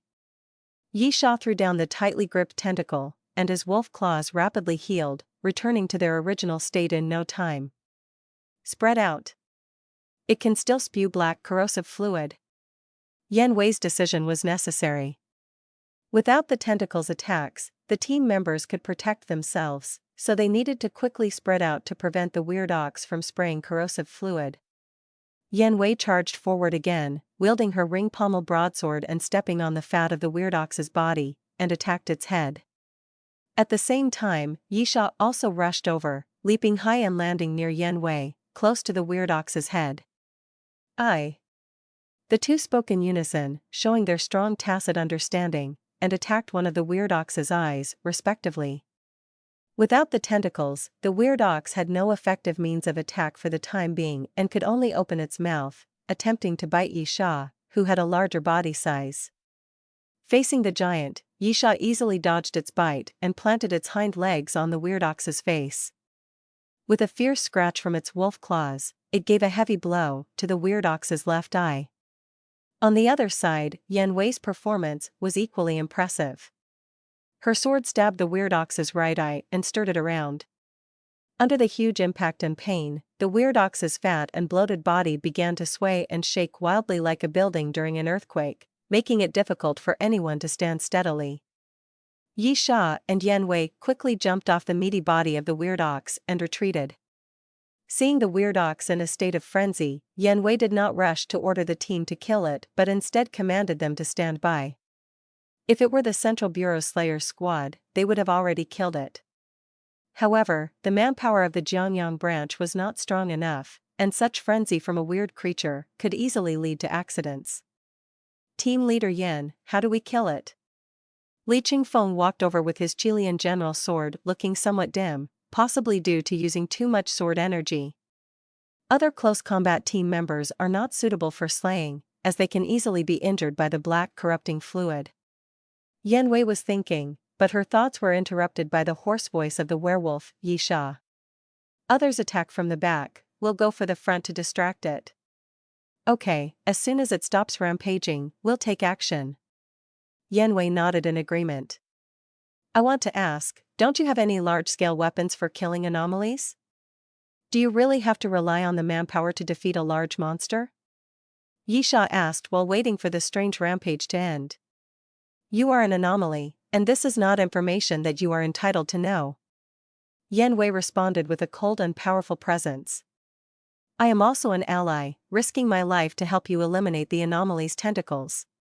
Yi Sha was not convinced and argued for himself. But you are also helping yourself, aren't you? Yan Wei, who always had a cold demeanor, surprisingly smiled at Yi Sha, like an iceberg snow lotus blooming, beautiful beyond words. Human beings are really cunning. For some reason, when Yi Sha saw Yan Wei smile, he felt a chill in his heart and could only respond with sarcasm. Just as Li Qingfeng had guessed, Yi Sha had the same idea. With so many tentacles, once they got tangled up with each other, it would be difficult to unravel. The werewolf dodged and weaved through countless tentacles, deliberately leading one group of tentacles into another's encirclement. Just as they were about to catch him, he made a thrilling dodge and leapt out again. He kept leading the tentacles around each other, and when the time was right, Yi Sha turned around and stopped running. With his two giant wolf claws, he grabbed hold of one group of tentacles, leaned back, and pulled with all his might, like in a game of tug-of-war. The tentacles formed a large knot. As expected, the tentacles that were flailing in the air were pulled to the ground, and multiple loops were naturally entangled, trapping most of the strange cow's tentacles. Charge! Yi Sha roared to the sky. His two wolf claws were constantly corroded by black putrefaction, and the piercing pain was indescribable. Yan Wei had already picked up her ring-headed machete and rushed over. Her target was the connection between the strange cow's main body and its tentacles. The sword light flashed in an instant. Li Qingfeng, on the other hand, was accumulating sword energy. With a swing of his General Qi Lian sword, he unexpectedly sent out 7 or 8 small sword energies, targeting another group of tangled tentacles. Other long-range combatants also attacked. Some used a longbow to shoot black arrows. Some held cheap lighters that cost 1 yuan each in their hands.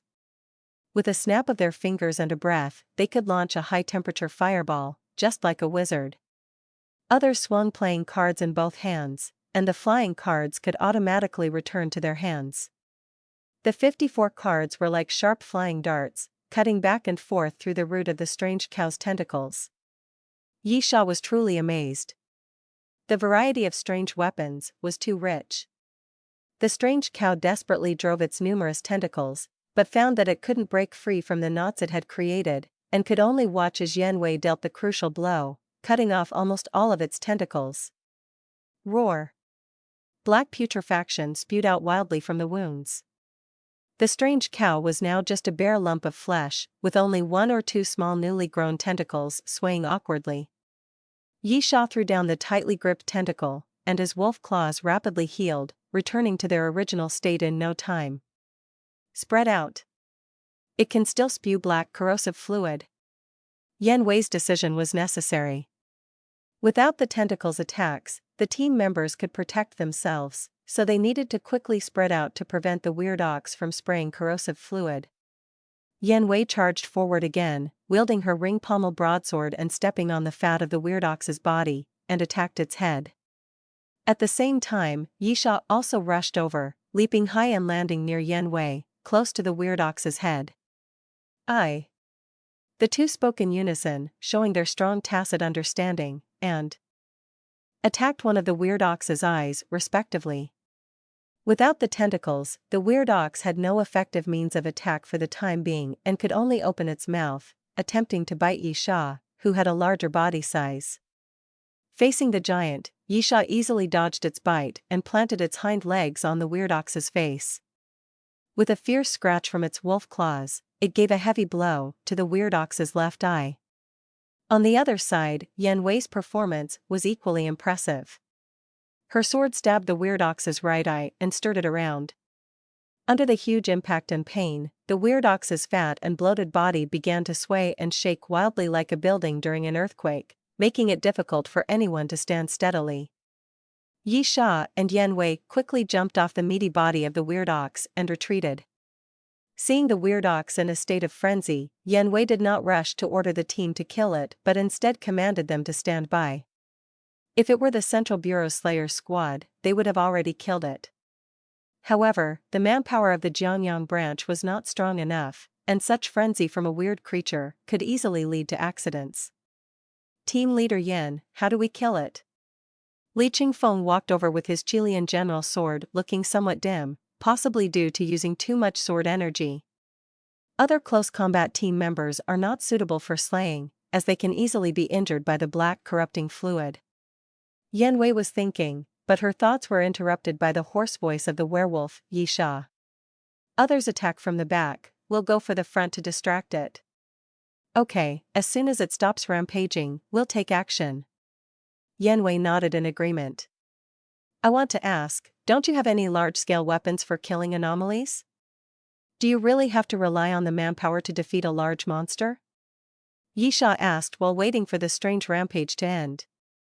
You are an anomaly, and this is not information that you are entitled to know.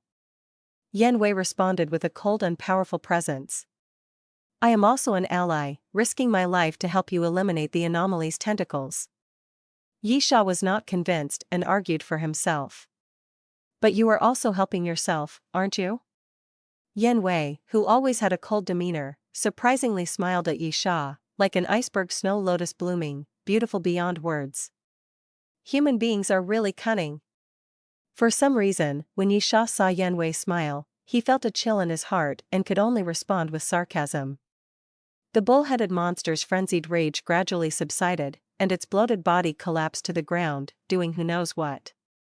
Some sharp-eyed slayers noticed something unusual and urgently shouted, "Captain, it's eating dirt." Yan Wei grabbed her ring-hilted greatsword and charged forward, with Yisha following suit. They thought they would be safe without any buildings around, but they hadn't expected this monster to eat dirt. Fortunately, they discovered it in time.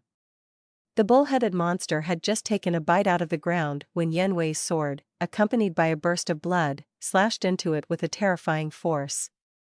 Bang! One of the monster's sharp horns was directly chopped off, revealing a smooth cross-section. It was clear to see the terrible power of the ring-hilted greatsword. Yisha, on the other hand, jumped onto the monster's face and frantically waved his wolf claws at its eerie eyes.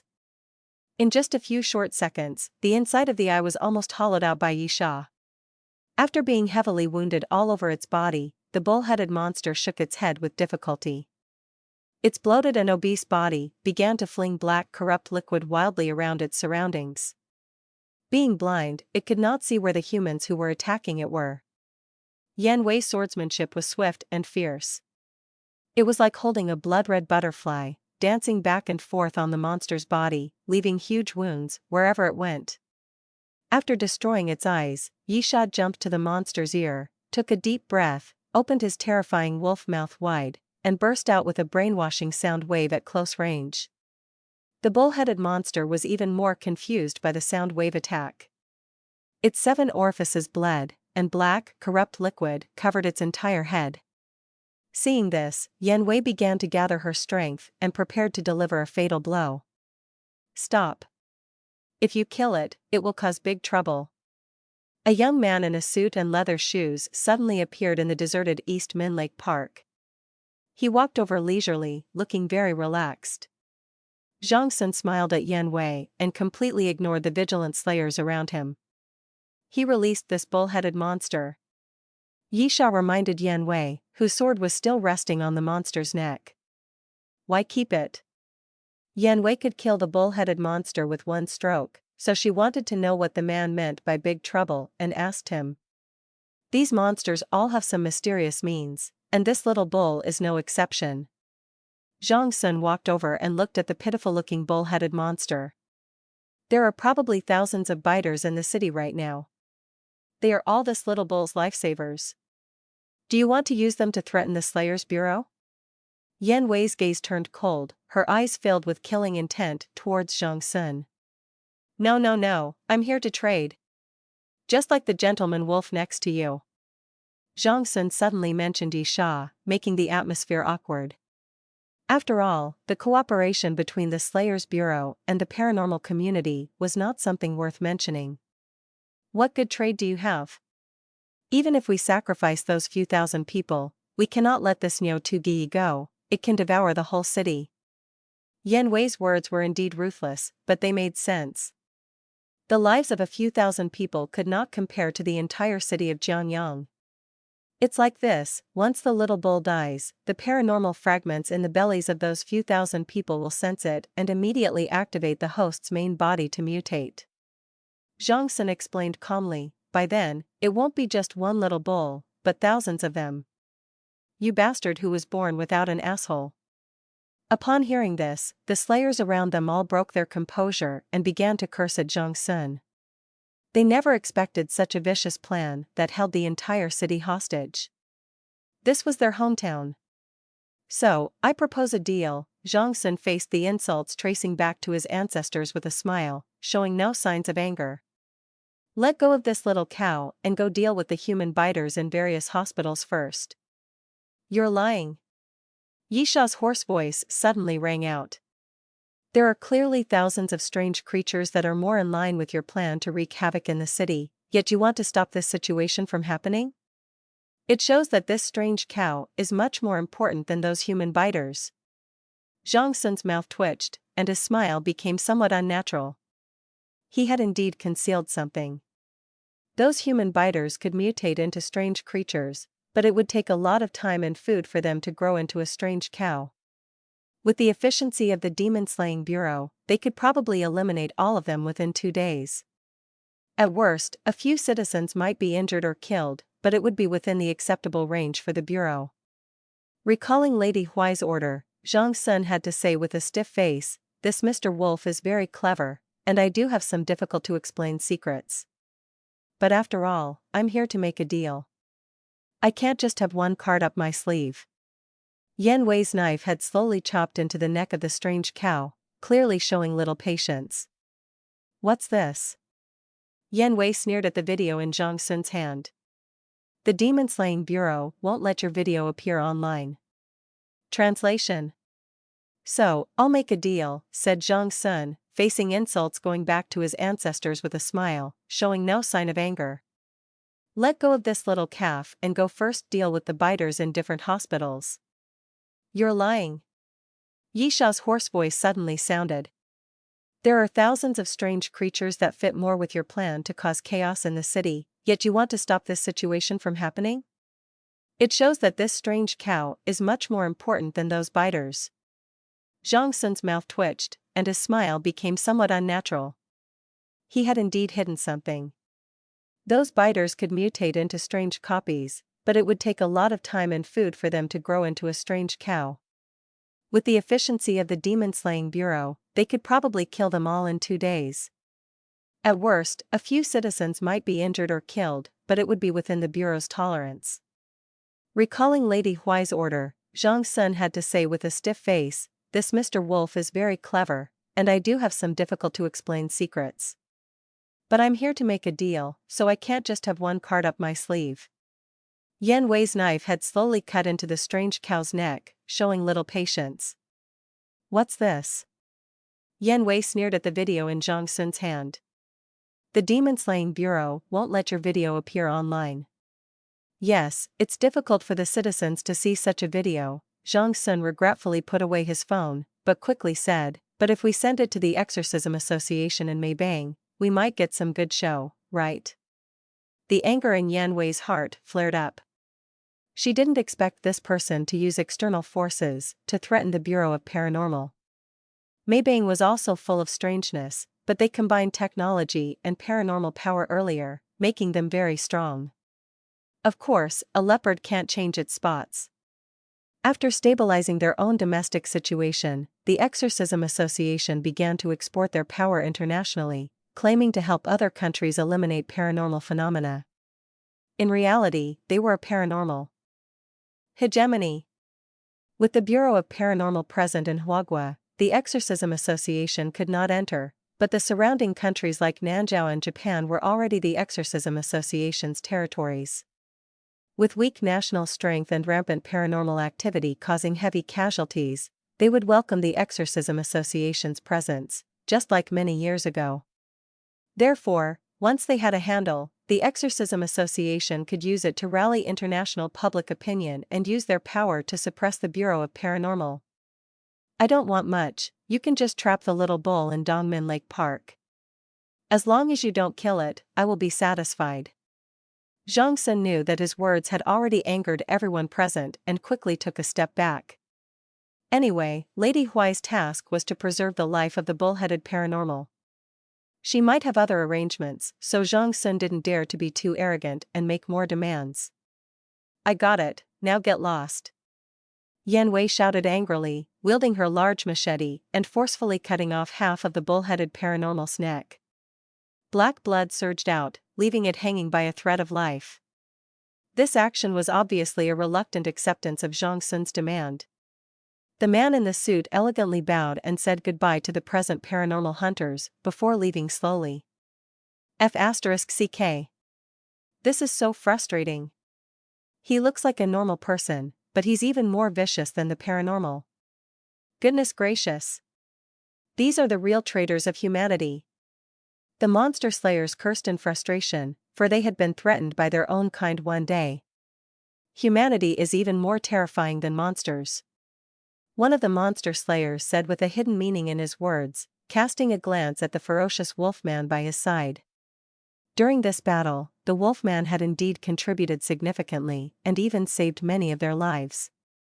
Compared to the despicable and malicious Zhang Sun, the wolfman Yi Sha seemed much more admirable. Exactly. The others nodded in agreement, but no one spoke the truth outright, and their faces showed a comical expression of "you know what I mean." What's your plan? Yan Wei asked, thinking about gathering all the attackers in the city center as a precaution. Yi Sha was quite helpless. He had fought and risked his life for a long time, but gained nothing. Even if he went to kill the bull-headed monster now, Yan Wei would surely stop him. Let's split up. You handle the situation in the city, and I'll track down that man. Yi Sha suggested. Okay, but how will we keep in touch? Yan Wei asked. Give me his phone. We'll call each other if anything happens. Yi Sha pointed at Li Chingfeng, who looked bewildered as to why his phone was being targeted. Don't underestimate the monsters. I have a strong learning ability. Yi Sha maintained his high-intelligence monster persona, using it to explain some of his actions that seemed unreasonable for a monster. Why do you want my phone? I just bought it recently. Li Chingfeng looked at Yan Wei's expression and obediently handed his phone over to Yi Sha's claws. However, he couldn't resist complaining. I don't like the look of you. Who told you to snitch? Yi Sha didn't even turn his head. He got down on all fours and quickly chased after Zhang Sun's departure, stirring up a cloud of yellow dust. Li Chingfeng looked helpless. As a human, was it considered snitching to report strange behavior? Yan Wei put away her ringed broadsword and commanded the members of the wolf prison team, Vice Captain Li, you lead the other team members to guard this place. If the bullhead shows any signs of recovery, then beat it back to the brink of death. If there are any other anomalies, contact me immediately. I will return to the city to discuss the matter of the biter with Director Zhang. Yes. Li Chingfeng and the other team members all replied in unison. Although they had lost a comrade in arms in battle, time did not permit them to mourn.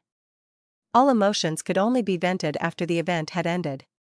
Following the scent in the air, Yi Sha tracked down Zhang Sun and found his trail in front of a suburban villa. However, due to the danger warning ringing in his mind, Yi Sha dared not approach the villa. If the danger warning given by the bullhead was 10 and that of Yan Wei was 15, then the warning given by the villa was even greater than 30. There was a terrifying presence inside. The front door of the villa slowly opened and a young, beautiful girl came out to greet Zhang Sun. She was quite young and had a girl next door quality, pure and lovely, and was even wearing a maid's outfit. Expressionless, she nodded at Zhang Sun and stepped aside to let him enter the villa. On the luxurious leather sofa, a seductive woman lay lazily, her body curves accentuated by the sofa's contours, extremely alluring. Her devilish figure was only partially covered by a sheer silk robe, her jade hand holding a wine glass, the color of the red wine matching her seductive red lips, appearing both coordinated and tempting. Zhang Sun dared not look at Lady Huai, lowering his head and walking quickly over. Lady Huai, the calf has not died yet, but it has been detained by the executioners. You've made me very unhappy by handling things this way, haven't you? Lady Huai's tone was still full of seduction, but her words made Zhang Sun's body shiver all over, breaking out in a cold sweat. Lady Huai. I can explain. The one who bit the person had already diverted the attention of the execution bureau, and my informant saw that the executioner sent by the capital went to the distant southern district. But for some reason, the executioner from the capital arrived just after the calf came out, so the calf didn't have time to destroy it. Zhang Sun hurriedly defended himself, nervously wiping the sweat from his forehead. His plan was disrupted by chance. If Yisha hadn't wanted to take advantage of the chaos, she wouldn't have gone to the East District Food Street. In that case, Yan Wei would not have gone to find the werewolf, and there would have been no time to support the East District Food Street, and the strange bull's head would have eaten the entire East District clean. I don't know why. The plan is all messed up now, and you still don't know why? You're just useless. Lady Huai threw the highball glass she had emptied at Zhang Sun's head in anger, and a small piece of glass pierced the man's forehead, causing a bright red blood to flow out. Zhang Sun didn't even dare to wipe it, bowing 90 degrees and apologizing repeatedly. Lady Huai, I was too stupid. Please forgive me. Yakan, slap him, I won't stop until I say so.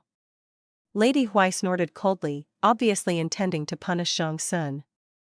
The young maid serving beside her walked forward without a word, grabbing Zhang Sun's collar and viciously slapping the man's handsome face, making a crisp slapping sound. This maid was Lu Yakan, who had just graduated from college and had been tricked out by Zhang Sun a few days ago, who had actually been given to the seductive Lady Huai as a gift. On the night she was sent to this villa, Lu Yakan was violated by Lady Huai. The feeling was very strange. Lu Yakan was indeed violated, but the violator was a woman. Simply put, she was violated by a lesbian. Lady Huai was very mysterious, possessing terrible power, and Lu Yakan was unable to resist, so she had to obey temporarily and become her personal maid. Fortunately, Lady Huai is very gentle with her, and the obedient and well-behaved girl did not suffer any abuse. However, now that Lu Yakan has been able to punish Zhang Sun for causing her such a fate, how could she stop? Her own hands were already red from hitting him, but Lu Yakan's strength was gradually increasing, slapping Zhang Sun's face until it was swollen like a steamed bun. This despicable and disgusting man actually used her feelings to sell her out. Okay, don't hurt your hands anymore. Lady Huai surprisingly called out to stop Lu Yakan, showing her concern for her hands, which was quite outrageous. Lu Yakan had no expression on her face, released her grip on Zhang Sun's collar, and retreated to the side. She was very smart, observing words and expressions while also being mindful of boundaries, not wanting to exhaust Lady Huai's patience. This was the rule she had learned to survive safely. Do you understand now? Lady Huai asked. Why yes, it's probably the strange wolfman causing the variable. Zhang Sun explained hastily, holding out his phone. Even when he was being slapped in the face like crazy, he didn't make a sound and had great endurance. Interesting, there's still such a strange occurrence? Lady Huai became curious when she saw the video of Yisha's human-like appearance. It's collaborating with the Extermination Bureau, it must have reached some kind of deal. Zhang Sun explained quickly. Go and see if you can catch it. Bring it to me to take a look. Lady Huai waved her hand, clearly dismissing Zhang Sun. Yes, ma'am. But what should we do about the plan next? Zhang Sun asked before leaving. Leave it for now, handling the situation in the city will take some time. I have my own arrangements. Lady Huai narrowed her bewitching eyes at Zhang Sun, who quickly bowed and hurriedly walked out of the villa. Yakan, come over here. Lady Huai suddenly put on a seductive smile and waved to her little maid. Yes, madam. Lu Yakan obediently sat next to Lady Huai. Do you hate Zhang Sun? Lady Huai asked with a smile, but her words were full of hidden meanings. No, madam. It's because you dislike him that I dislike him. Lu Yakan's heart was racing, and she quickly said what Lady Huai wanted to hear. Good girl, follow me well, and I will take you to the new world in the future. Lady Huai smiled and stroked Lu Yakan's hair. There was a hidden threat in her previous words. If Lu Yakan had really said that she hated Zhang Sun, it would have implied that she was not satisfied being with Lady Huai, and she might have been killed the next second. Thank you, madam. Lu Yakan endured the goosebumps and obediently leaned her head on Lady Huai's fragrant shoulder. Damn it. That old man dared to hit me. Zhang Sun sat in his luxury sports car, fiercely pounding the steering wheel with a fierce expression and full of anger. I was the one who sent you to Lady Huai's side. It was such an honor, and yet you still hold a grudge against me. He didn't dare to hate Lady Huai, but instead vented his anger on Lu Yakan, who had slapped him. Clearly, he was a coward who bullied the weak and feared the strong. Werewolf. Yes, as long as I catch the werewolf, Lady Huai will forgive me. Zhang Sun suddenly remembered something, muttering to himself and preparing to start the vehicle to go back and plan carefully. Bang! A loud noise came from the car roof. A sharp wolf claw pierced the top cover of the sports car, tearing it open and lifting it up. In the darkness, Zhang Sun saw a pair of glowing green wolf eyes full of horror. Instantly, Zhang Sun calmed down. As a human, he was surprisingly fast, jumping out of the scrapped sports car and avoiding Yisha's wolf claw attack. I was planning to find you, but I didn't expect Mr. Wolf to come to my door by himself. Zhang Sun calmly smoothed out the wrinkles on his suit and spoke to Yisha. What do you want with me? Do you want to get scratched? Yisha responded. He had been following Zhang Sun out of the villa, and only now did he start attacking on this quiet street. No, no, no. I just want to invite Mr. Wolf as a guest. Zhang Sun was a strange person, always speaking in a strange tone. He was fine in normal times, but during battles, he seemed very flamboyant. Stop pretending and let's fight. Yisha didn't want to waste time talking to Zhang Sun. He leaped forward, his hind legs pushing off, and his sharp wolf claws craving for the enemy's blood. Zhang Sun raised his hand, and black mist sprayed out of his palm. In just a few seconds, a grotesque and eerie creature appeared in front of him, as if summoned by him.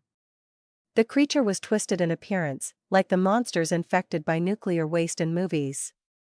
Its head was attached to its waist, and 7 or 8 arms of different lengths extended from its back, each arm full of sharp teeth and mouths.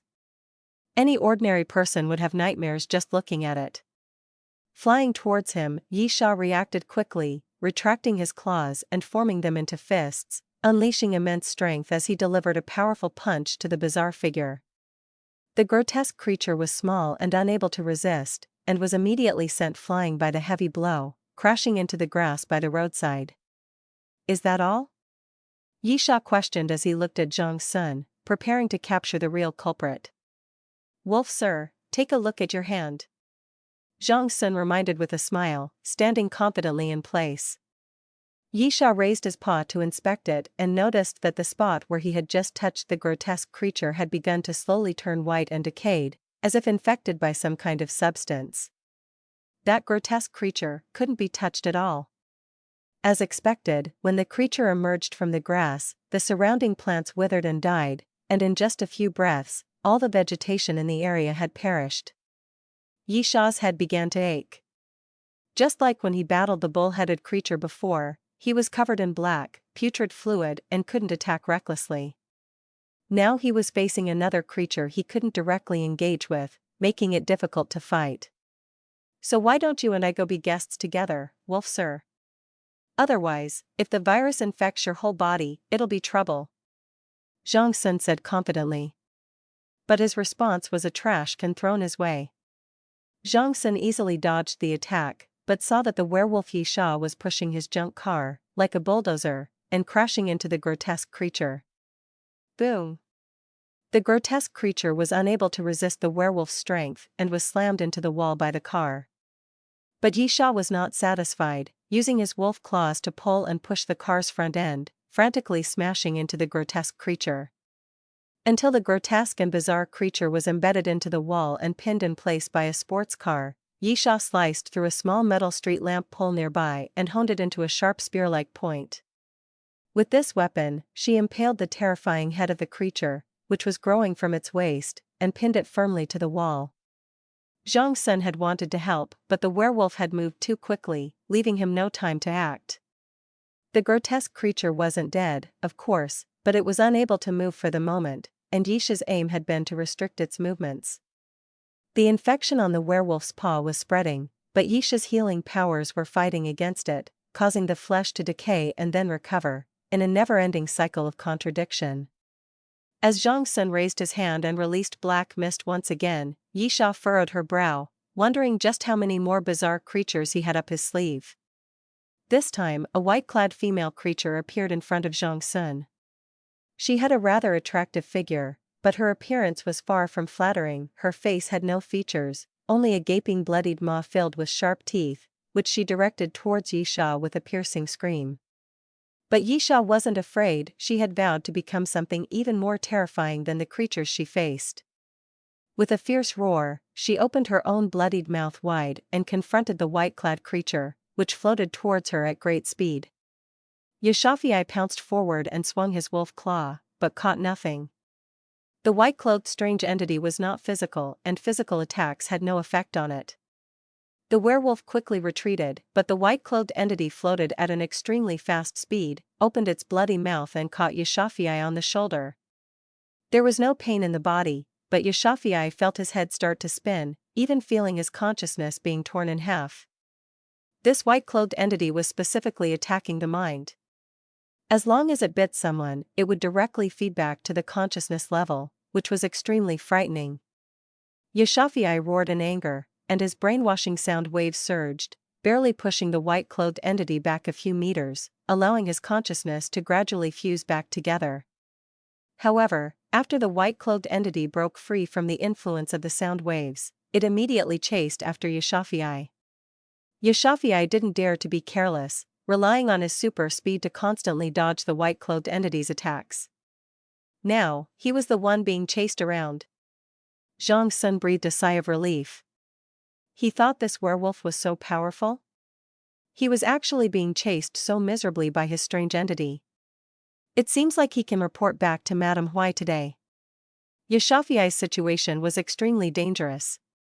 The white-clothed entity floated at an extremely fast speed, had no physical body, could pass through walls, and maintained a distance of a few meters behind him, almost biting him several times. "Quickly take care of this beast," Zhang Sun ordered from behind. The white-clothed entity's speed suddenly increased, and it leaped onto Yishafi's back, grabbing onto his wolf body and fiercely biting into his back. "It's coming again." That dizzying feeling instantly hit Yishafi again. He shook his head, trying to get rid of the state, but it was useless. He felt like his consciousness had split into two, one yelling to run and the other roaring to kill Zhang Sun, and the two consciousnesses were actually arguing, making his already dizzy consciousness even more confused. Annoying. Then disappear. Yishafi trembled all over, roared to the sky, and when he lowered his head again, his wolf eyes had no humanity, only a beastly, bloodthirsty ferocity. He lost control again. The consciousness of the beast took over his body, turning him into a terrifying werewolf. The strange figure in white released its grip and floated in the air, shaking its head at Zhang Sun, indicating that it was powerless to help. Its psychic attacks could only affect intelligent beings. Zhang Sun sensed that things were not looking good. He had not expected the werewolf to use the method of giving up its own consciousness to escape the psychic attack of the strange figure in white. He was now facing a bloodthirsty monster. The idea had just popped into his head when the werewolf lunged at him. Its drooling jaws attempted to bite off Zhang Sun's head with an exaggerated degree of openness. Zhang Sun rolled on the ground, narrowly avoiding the wolf's biting attack. He then pulled out a small flashlight whose light shone directly on the werewolf. This was a strange flashlight that could make creatures under its light move more slowly and their bodies become stiff. Sure enough, the werewolf's movements became slow, and its claw swipes were easy for Zhang Sun to dodge. "Ha ha ha, is that all you got?" Zhang Sun laughed heartily. He had been a little worried earlier. The werewolf was still attacking, but its movements looked comical, as if it were in slow motion. Its jaws slowly opened, ready to bite Zhang Sun again. Leisurely retreating as if taking a stroll in the park, Zhang Sun casually stepped back and avoided the attack. But just as he was feeling pleased with himself, a piercing and ear-splitting wolf howl rang out. Ghost flashlights can slow down the movements of creatures under their light, but they cannot slow down sound waves. A werewolf monster driven purely by animal instincts still uses fake moves to deceive enemies, releasing brainwashing magic sounds.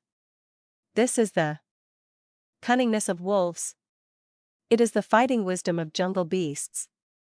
Facing the magic sound, Zhang Sun's ears bled, his hearing was lost, and he was blasted out by the sound waves, causing the ghost flashlight to fall weakly aside. The werewolf first jumped over and stepped on the ghost flashlight that was the most able to restrain it. In the dark night, no one saw a black mist surge out of the broken flashlight and enter the back of the werewolf. "You can't kill me! You can't kill me!" Zhang Sun shouted in horror. His calm demeanor finally couldn't hold up at a critical moment. The werewolf, still driven by animal instincts, had no consciousness and naturally ignored Zhang Sun's screams. It approached step by step, just like facing a dying prey, grinning and staring at Zhang Sun as if looking at delicious food. "You killed me, and bullhead strangeness will spread throughout the city. The exotic case will definitely pursue you." Zhang Sun gasped, pointing at the werewolf while frantically threatening. The brainwashing magic sound almost hit Zhang Sun's body at close range, causing great damage. He could only hear buzzing noise now, with his ears and head throbbing. However, despite this, Zhang Sun still spoke harshly and could not believe that he was in such a miserable state after being hit by a ghost flashlight. "Ah!" A scream broke the quiet night, and the werewolf bit off Zhang Sun's arm that was pointing at it, and immediately spat it out from its mouth, as if it wasn't very tasty. A werewolf stepped on Zhang Sun's chest with its hind leg, and the immense pressure caused the man in the suit to turn red and struggle for breath. "You, damn beast, how dare you, kill me?" Zhang Sun's eyes were about to burst, and he was spitting blood from his mouth and nose. He still couldn't believe that he, about to become a new human, would die under the hands of such an eerie creature. "Hold it!" With a cry, a blood-colored blade flashed through the air, and even the ferocious werewolf could sense the terrifying power contained in the blade. It quickly jumped back and then opened its blood-stained mouth, glaring at the newcomer with its glowing green eyes. Yan Wei saw that Zhang Sun was not dead yet and was still breathing heavily, so she felt relieved. She wanted to cut Zhang Sun into 1,000 pieces, but now was not the time to do so, as the city's werewolf crisis was still ongoing. "Are you going to break our partnership?" Yan Wei asked the werewolf, not realizing that it had lost its sanity. She had come here because Li Qingfeng's phone had a location tracker, and the werewolf had been roaming in this area for a long time, so she had come to check it out. But she didn't expect that the werewolf was about to kill Zhang Sun. The werewolf, Yi Sha, did not answer but instead roared in anger and attacked Yan Wei without fear. Its sharp claws glittered with a cold light in the dark night. Yan Wei finally realized that something was wrong. The werewolf's entire aura had changed. If the werewolf they had fought alongside in the afternoon was a smart and experienced hunter, then the current werewolf was a bloodthirsty and mindless beast. It seems this guy is quite unstable.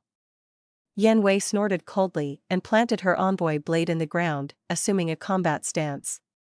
She actually gave up the handy exotic weapon and chose to engage in close combat with the werewolf. Her ring sparkled with a faint light, and a powerful aura surged around her. She stepped back and then threw a simple and straightforward fierce punch, which hit the werewolf's arm with incredible force.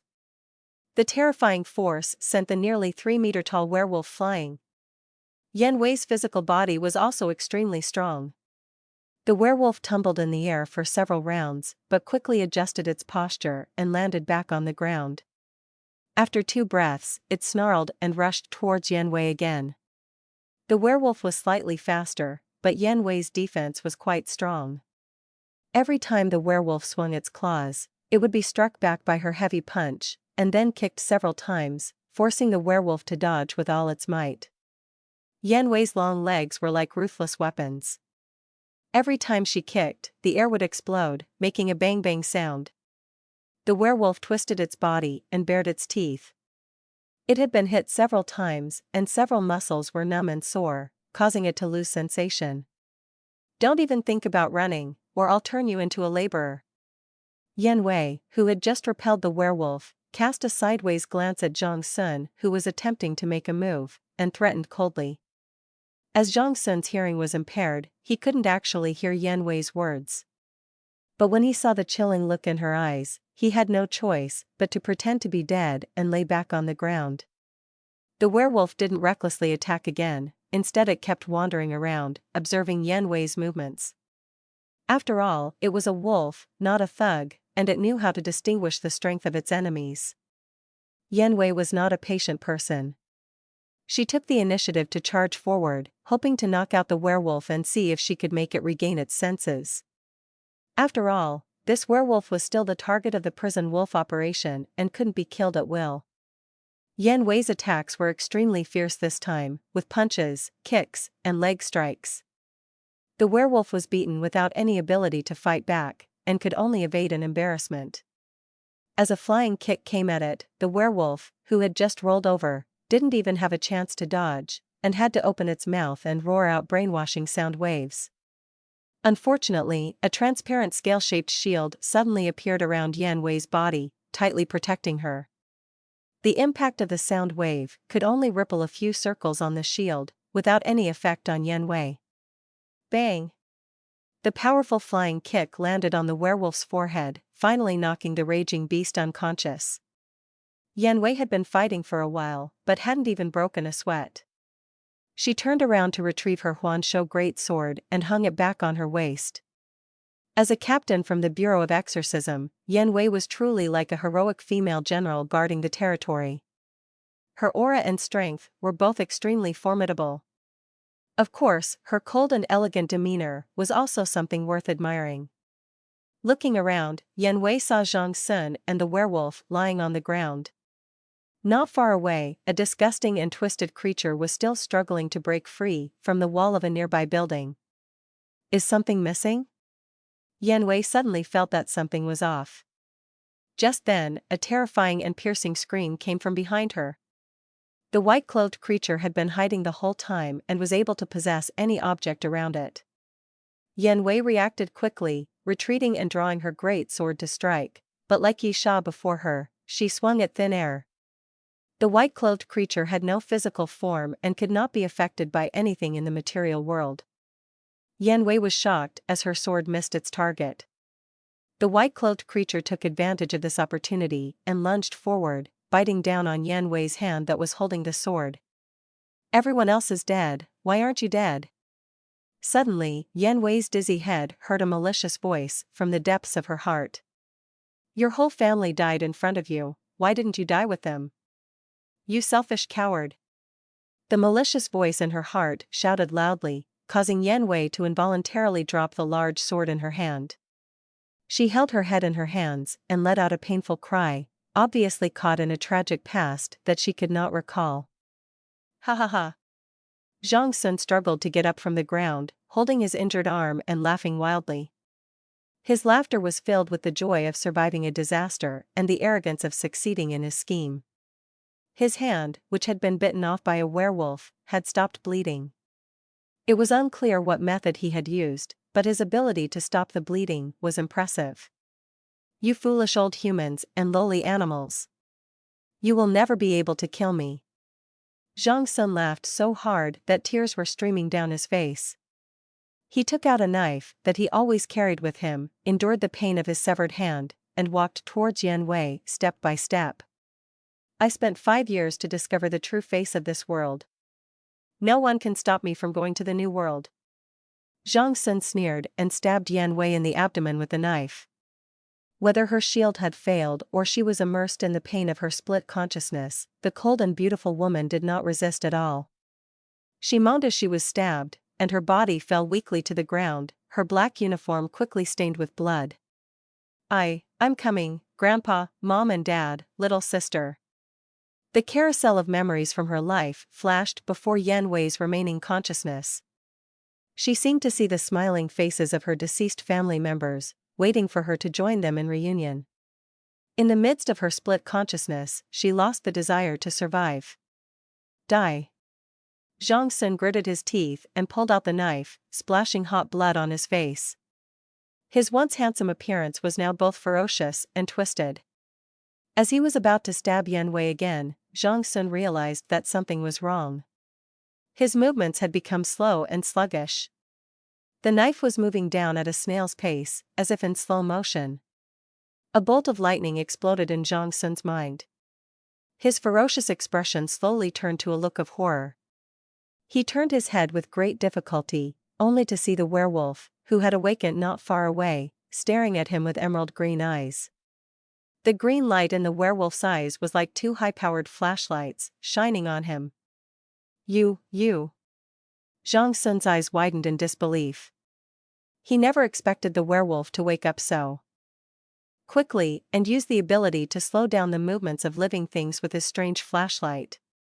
Yisha didn't hesitate, leaping forward with a powerful kick from his hind legs and slashing through the darkness with his sharp wolf claws, tearing off Zhang Sun's other arm in a stunning arc.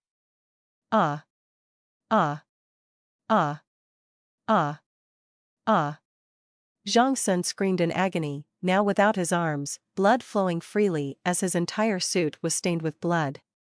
He stumbled and collapsed to the ground. Yisha's wolf paw wrapped around Zhang Sun's head, his sharp nails pressing against his neck.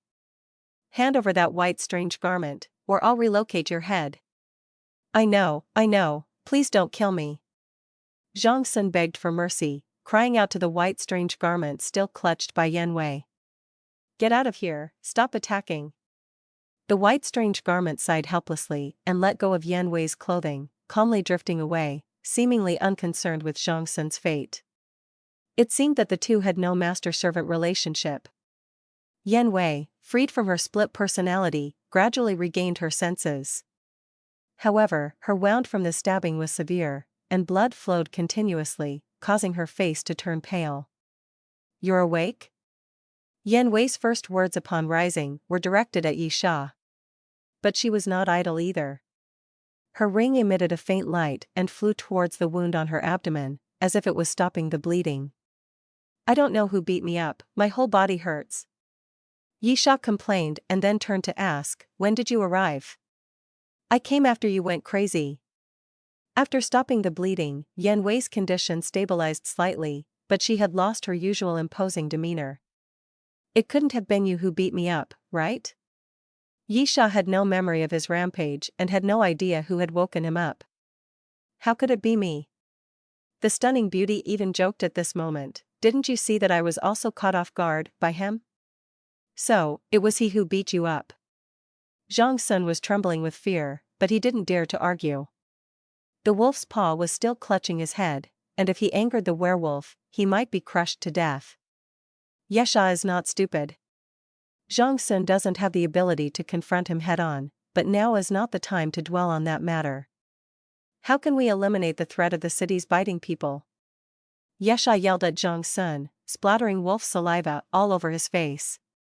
Fasting, inducing vomiting, promoting bowel movements, to expel the strange fragments. Zhang Sun now dared not argue back and quickly offered a solution. is it that simple? Yan Wei, who was nearby, found it hard to believe. The fragments entered the body through roasted meat. As long as there is no food in the stomach, the fragments will lose energy and become inactive, so they can be expelled. Zhang Sun explained cleanly, and Yan Wei also breathed a sigh of relief. At least there was a solution to this problem now. I'll take care of this matter and take this person with me. Yan Wei picked up the ring-headed knife from the ground with some difficulty and said to Yi Sha, I'll let you know when we can go and kill Niu Tu Gi. She had to give the werewolf a big reward, or else how could she maintain their cooperation? I advise you to go to the hospital first. You're almost dead, and you're still thinking about work. From a human perspective, Yi Sha admired Yan Wei very much. After all, she was a very competent slayer. Yan Wei didn't expect to be cared for by a strange creature, and for a moment didn't know how to respond. She opened her mouth but didn't say anything. Before you go to the hospital, can you help me chop up that anomaly? Yi Sha pointed to the deformed creature still struggling on the wall. Consider it as tonight's payment for me. Simple. Yan Wei breathed a sigh of relief when the werewolf changed the subject and walked over with the knife. The deformed creature saw someone coming and was so scared that it used all its arms to protect its head, showing how timid it was. Of course, Yan Wei would not have any mercy on the anomaly. She swung her knife and decisively cut it in half. After the creature's limbs convulsed wildly for a while, it slowly died. Yi Sha walked over with Zhang Sun in his hand, raised his other wolf paw, and sucked in towards the creature's corpse. The entire creature's body shattered and sublimated into black mist, which then penetrated into Yi Sha's body. A virus ability? Yi Sha muttered to himself. The power that this anomaly brought him was the corrupting virus. Now he could control his body's secretion of the corrupting virus, such as using his wolf saliva to spray it or attaching it to his sharp teeth and claws.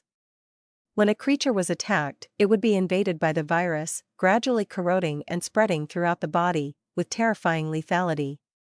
Speaking of tonight's harvest, the flashlight ability of that anomaly was also unique. As soon as Yi Sha exited from his uncontrollable rage, he found that he had gained this ability. He could emit a slow beam of light through his wolf eyes, with a large range and good effect. The only drawback was that he had to keep his target in sight. Once the target moved out of the beam of light, the slow effect would be lost. While Yi Sha was thinking about it, he saw Yan Wei in a bad condition out of the corner of his eye. She was a bit unsteady, holding the ring-headed knife in her hands, struggling to stand. It turned out that this cold beauty's injuries were so severe. I'll take you to the hospital, Yi Sha said helplessly, not caring whether Yan Wei agreed or not. He wrapped his arm around her waist, letting Yan Wei lean against him, and lifted the almost lifeless Zhang Sun with his other hand. With a leap, he rushed up the surrounding buildings and headed towards the hospital. It's so warm, Yan Wei murmured unconsciously, clinging tightly to the wolf fur. Due to excessive blood loss, her consciousness was blurred and she felt an unprecedented warmth. Yan Wei woke up in a daze, feeling the pain in her abdomen, which made her slightly more conscious.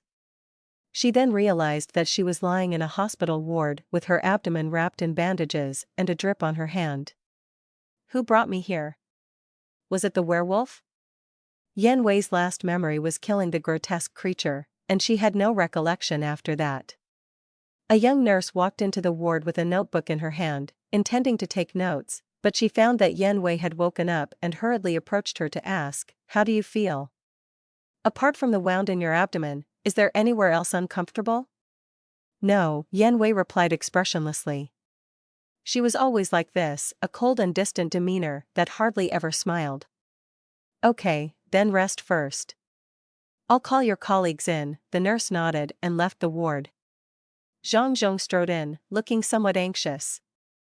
After all, the slayer dispatched by the general administration had been injured within his jurisdiction, which was a bit embarrassing. "Captain Yan, are you okay?" he asked. "No problem, Director Zhang." "Who brought me to the hospital?" Yan Wei inquired.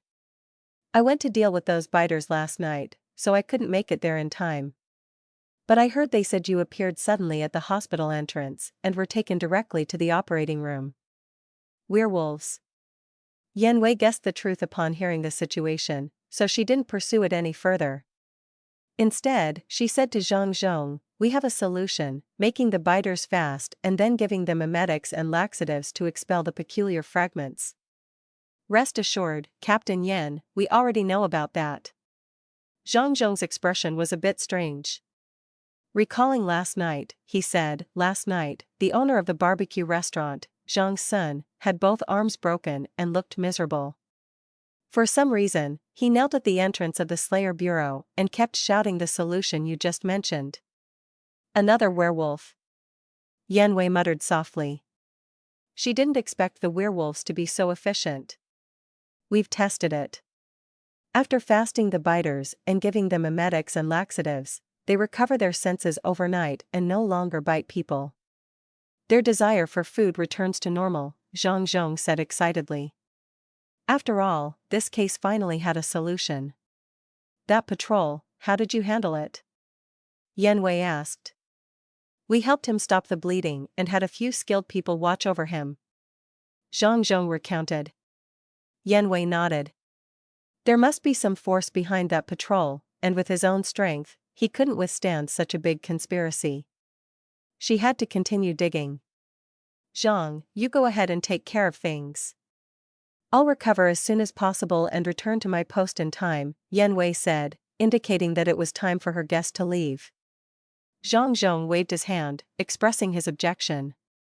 "Captain Yan, please take good care of yourself and don't rush to return to your post. Consider it as rest for these past few days." Yan Wei nodded, but she didn't agree with Zhang Zhong. She was just temporarily appeasing him.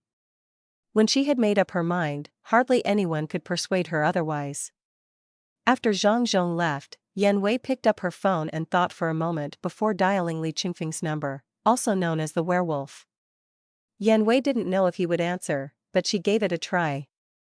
Unfortunately, no one answered the phone, so Yan Wei had to put down her phone, lie back on the bed, and continue resting. Meanwhile, Yi Sha was having hot pot with Lu Yuning at home, completely unaware that Yan Wei was looking for him. He had hidden Li Qingfeng's phone on the rooftop of a certain office building to prevent the Anti-Monster Bureau from tracking him down to his home. "Eat more and replenish yourself." Lu Yuning kept scooping meat into Yi Sha's bowl, looking very concerned for her boyfriend. Yi Sha had only returned home last night, covered in injuries, with a big bump on his forehead. Lu Yuning felt heartbroken seeing him like that, so her mood was still quite low today. "You have to pay to gain something, right? And I have a strong recovery ability." Yi Sha comforted Lu Yuning, thinking that his injuries weren't that serious, and he was almost completely recovered now. "Can you take me with you next time? I don't want to stay at home worrying and being afraid that you won't come back." Lu Yuning's beautiful eyes were filled with tears, clearly having suffered some psychological distress yesterday. "Great." Yasha hugged his girlfriend with a smile and readily agreed to her request. His idea was simple: it was impossible for a caged canary to survive in this eerie and chaotic world.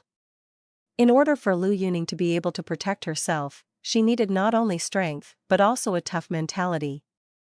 Facing blood, facing death, and confronting the eerie was the fastest way to grow. Keeping his girlfriend as a pet at home would be disrespectful to her. "You're so kind." Lu Yuning broke into a smile as she leaned into Yasha's embrace. She had thought Yasha would come up with some safety concerns to reject her. "If we can't beat them, we'll run, okay?" Yasha joked with his girlfriend, teasing Lu Yuning. "Then the enemy will definitely be furious." Lu Yuning's beautiful eyes curved as she grinned. She then said to her boyfriend, "By the way, I had nothing to do yesterday, so I followed your example and browsed the eerie website. I screened out a list of eerie things in Jiangyang City." Yasha gave his girlfriend a thumbs up. "You're really my wise helper." "Hee hee, don't underestimate me." Lu Yuning beamed with joy at her boyfriend's praise. "Well then, let's finish our meal and study the hunting route." Yasha was full of enthusiasm. He was addicted to absorbing eerie powers and had a strong desire to grow. Our combination is a beauty and a beast. But I'm hungry. Lu Yuning suddenly flashed a hint of shyness in her charming eyes, making Yasha puzzled by what she said. Let's eat when we're hungry. Just as Yisha responded, he saw his girlfriend's shy expression and understood Lu Yuning's hint. He laughed and picked up his girlfriend, walking towards the bedroom. Lu Yuning bit her lip lightly and blushed, leaning weakly in her boyfriend's arms, letting Yisha do as he pleased. It was broad daylight, but the room was steamy, and the springtime atmosphere was overwhelming, igniting desire. Late at night, an endless darkness shrouded the city of Jiangyang. Even with the scattered light from the stars, it was difficult to penetrate the veil of darkness. Yisha brought Lu Yuning to the top of the high-rise building where he had hidden Li Qingfeng's phone. Before his hunt, he came to check if the Slayer of Aberrations had contacted him. After all, he still had that strange minotaur on his mind. How much power could he absorb by killing that guy? The phone displayed a missed call from Yan Wei. Yisha decided to call her back, regardless of the fact that it was already 2 o'clock in the morning. Yan Wei's voice sounded tired on the other end of the line, making Lu Yuning's ears perk up, alert. Women are always very sensitive in this area. Wolf? Yan Wei asked briefly. It's me. Did Zhang Sun's method work? Yisha asked. It works. It should be resolved in the next few days. Yan Wei listened to the werewolf's hoarse and deep voice and actually got used to it, feeling quite unique. From now on, you can call this number between 2 and 6 in the morning, and I will answer. Yisha and Yan Wei established contact rules to prevent her from missing his call again. But I don't want to sleep. Yan Wei, who usually acted decisively, complained to the werewolf. She did what she wanted to do, refused what she didn't want to do, and never bargained with anyone. I hunt and kill aberrations day and night, so I'm very tired. Please bear with me, thank you. Yisha was still very polite. You're quite polite? Yan Wei scoffed, feeling that the werewolf was becoming less mysterious. I suspect there's a person hiding under that wolf skin of yours. Yesha was taken aback and quickly changed the subject. I'm studying anthropology. How's your injury? Can you still slay the bull-headed anomaly? I can. It's just a stab wound, Yan Wei replied nonchalantly, but she had a strange feeling in her heart that she couldn't describe. Hurry up and recover. I'm going back to hunting. Yesha said before hanging up, not wanting Yan Wei to ask any more questions. On the side, Lu Yunong frowned. She had a feeling that the person on the phone was a great beauty. Who is this person? Lu asked, feeling jealous. She's a captain from the Anomaly Elimination Bureau, Yan Wei, Yesha said foolishly, handing his phone over to his girlfriend to show the contact information. Is she very pretty? Lu asked. No, she looks like an iceberg, always with a sour face and unwilling to talk to anyone. Yesha explained. Oh, I see, Lu finally smiled and hugged her boyfriend.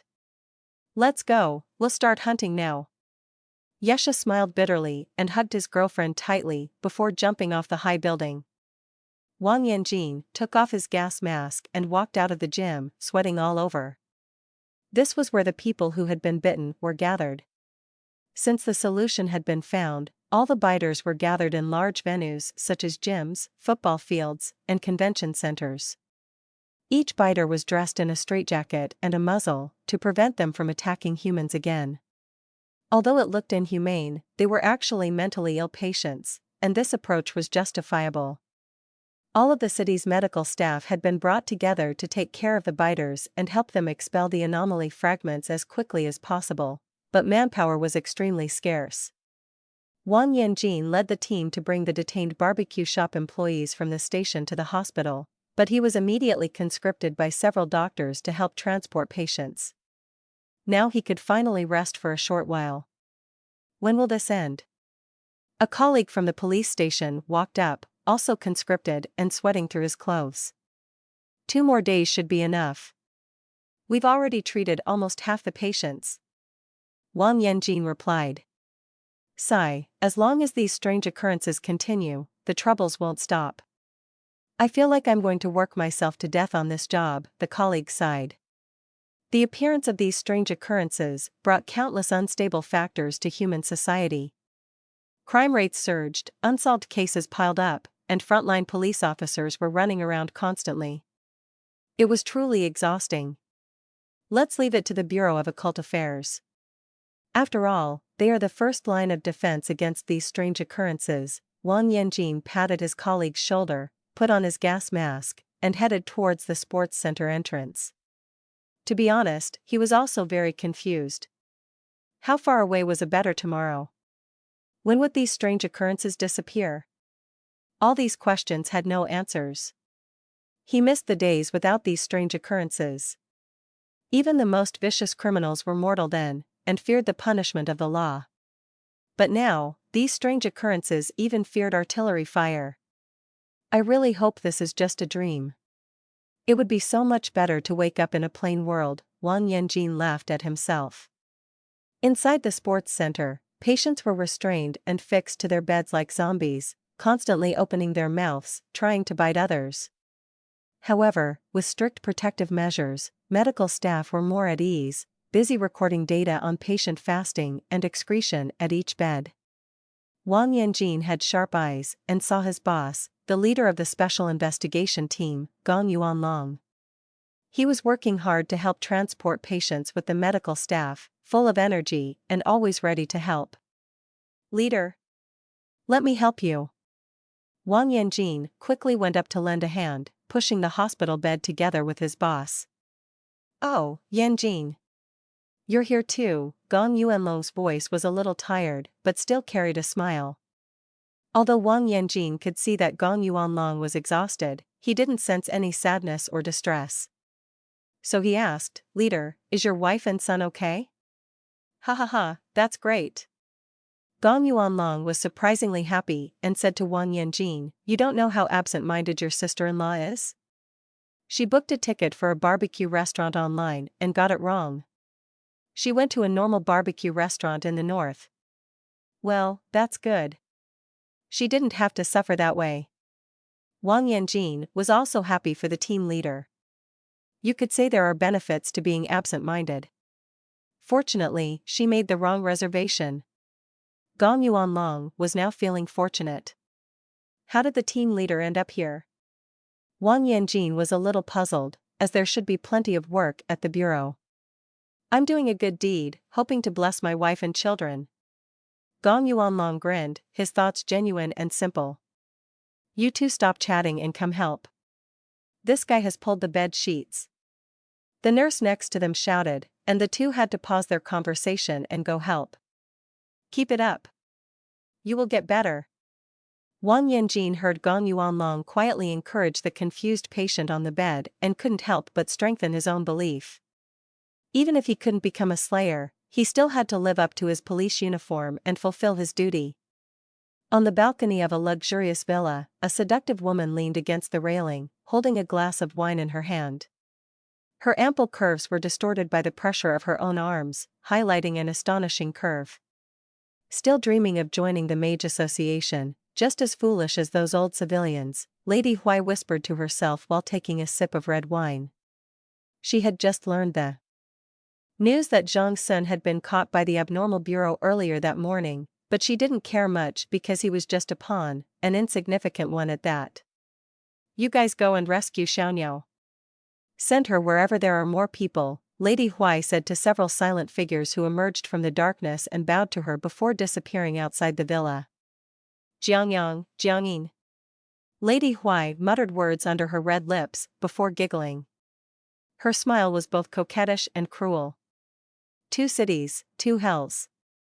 That's how it should be. Li Qingfeng took the lunchbox and ate hungrily. He and his team had been stationed at Dongmen Lake since yesterday, guarding the strange cow and not leaving even for a moment. After Zhang Zhong learned of this, he sent people to deliver food to them. Unfortunately, there were too many places in the city that needed manpower, so the food delivery personnel were too busy to keep up. Dongmen Lake was also deserted, and the roads were difficult to navigate. Therefore, they had dinner until the early hours of the morning and were starving. "Captain, these snacks are also for you guys. They will provide some extra calories." The food delivery worker brought over several boxes of high-calorie snacks. "Thank you, you guys can leave them here." Li Qing thanked them hastily before swallowing the food in his mouth. "All right then, officers, we'll be on our way. We have other places to deliver supplies to." The exhausted workers nodded in agreement, clearly having expended a great deal of energy traveling back and forth. Not everyone could participate in the transportation of supplies, as there were still other strange beings lurking in the city. These workers were all part of the logistics department of the Extermination Bureau, possessing a certain degree of self-defense ability that enabled them to work outside late at night. If everyone could participate, the entire Jiangyang City would have been mobilized long ago. "Thank you for your hard work. Goodbye." "Thank you, my brothers. The food you brought saved my life. Today you brought us food, next time we'll bring you some." The members of the prison wolf team held their boxes of food and bid farewell to the logistics personnel. The workers smiled contentedly, waving goodbye as they got into their cars and slowly drove away. "Why is this food so delicious? It's like a delicacy from the human world," exclaimed a middle-aged exterminator, digging into his meal with a satisfied expression. "You're just starving. If you were given dog food, you'd still say it was delicious," another exterminator joked. "Who are you calling a dog?" retorted the middle-aged man, sticking his chopsticks into the other person's food and grabbing a piece of meat. "Give me back my meat." "I was saving it for last." The exterminator hurriedly chased after him, but the middle-aged man dodged and weaved to avoid him. The comedic scene between the two people made everyone laugh out loud, relieving some of their mental fatigue. Li Qingfeng also chuckled and continued eating, about to spit out some chili onto the ground when a loud explosion sounded not far away, shaking the earth and sky. It was in the direction that the logistics worker had just left in their car. "Enemy, attack!" "Ah!" A desperate cry sounded in the distance and then abruptly stopped, followed by a heart-wrenching scream before going silent. The logistics staff, who were unsure if they were alive or dead, had just issued their final warning to the prison wolf team. Everyone dropped their lunch boxes and looked serious as they took out their unique weapons, ready to rescue the person. "Don't move. The rest of you stay here and be on guard. Zhang Yuming, Wang Tianqi, you two move quickly and go take a look." Li Qingfeng held General Qilian tightly and did not lose his composure. He quickly organized the team and sent them into action. The enemy must have come for the cowhead specter. The two designated demon slayers were already prepared. With a command, they rushed out at an incredibly fast speed. One of them had astonishing bouncing ability, easily jumping over 10 meters in one bound. The other flickered in and out of view as they ran, disappearing and reappearing 10 meters away in the next moment. "Immediately inform headquarters. I suspect the enemy's strength is not to be underestimated." Li Qingfeng's own phone had been taken by Yisha, so he could only ask the team members to make the call. He thought to himself that the enemy dared to attack this place, they must have a certain level of confidence. And the prison wolf team couldn't both guard the cowhead specter and deal with the enemy at the same time. They had to request backup. "Li Gu, there's no signal," several demon slayers anxiously said as they looked at the blank signal bars on their phones. A thunderous realization hit Li Qingfeng as he suddenly looked up and saw a thick black mist swimming and floating in the pitch-black sky. If they didn't look carefully, they wouldn't have noticed it at all. Unknowingly, they had been surrounded by the black mist. This was a siege. "Ah!" Another scream came from not far away, and Li Qingfeng had to lead the team to provide support. The incredibly agile Zhang Yuming had his leg cut off, and was being helped back by Wang Tianqi. Both of them were in a sorry state and injured. "What happened to you guys?" Li Qingfeng urgently asked. A team member came over to help Zhang Yuming stop the bleeding. Their unique weapons had healing effects. "A group of gray-clothed people, we couldn't see their true strength, and they cut off his leg with one blow." Wang Tianqi explained with gasps, the brothers who were delivering food all died, and the car was blown up. Pull yourselves together. We may not be able to return today. Li Qingfeng looked around at his comrades and spoke each word with emphasis. But they can't leave either. Kill. The demon slayers roared in anger, their veins bulging, each one was determined to fight to the death. 5 grey-cloaked monsters slowly walked towards them from not far away. Their entire bodies were covered by long robes, making it impossible to discern their gender or appearance. However, everyone could feel the powerful aura emanating from them, just like the feeling given off by Captain Yan Wei. But Yan Wei's aura was cold and frigid, while the grey-cloaked monster's aura was terrifying. Li Qingfeng knew that they couldn't defeat the grey-cloaked monsters, but none of his team members backed down, all of them stared back with anger. Did the lady say to kill them? One grey-cloaked monster turned to ask their companion. She didn't say so, but they are guarding the calf, so we have to kill them. The monster replied. Hee hee hee. The third grey-cloaked monster actually giggled like a little girl, but it was extremely eerie and terrifying. The last 2 silent grey-cloaked monsters drew their scimitars and attacked the demon slayers first. The blade light was like eerie claws in the darkness, sharp enough to make it impossible to keep their eyes open. Li Qingfeng led the charge, the sword edge of General Qilian sweeping out 2 terrifying sword auras, attempting to force the grey-cloaked monsters back. Unfortunately, the 2 strange men twisted their bodies in a strange way, similar to the lock bone technique, and became extremely small, narrowly avoiding the sword energy. After the sword energy dissipated, their bodies returned to their original state and they continued to charge forward with their knives. Several Zhani warriors stepped forward, their strange weapons glowing. A huge flame jetted out first, forcing the 2 strange men to dodge apart. Then, several black arrows shot out from the flames, skillfully dodging around and hitting the 2 unsuspecting men. The successful attack lifted the morale of the Zhani warriors, who were overjoyed. Unfortunately, the 2 strange men broke the arrows and continued charging forward as if nothing had happened. They were now very close to the Zhani warriors.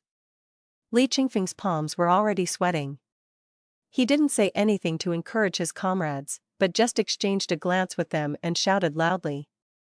Fight back! The 2 grey-clothed strange men were like wolves in a flock of sheep, wielding their curved knives wildly.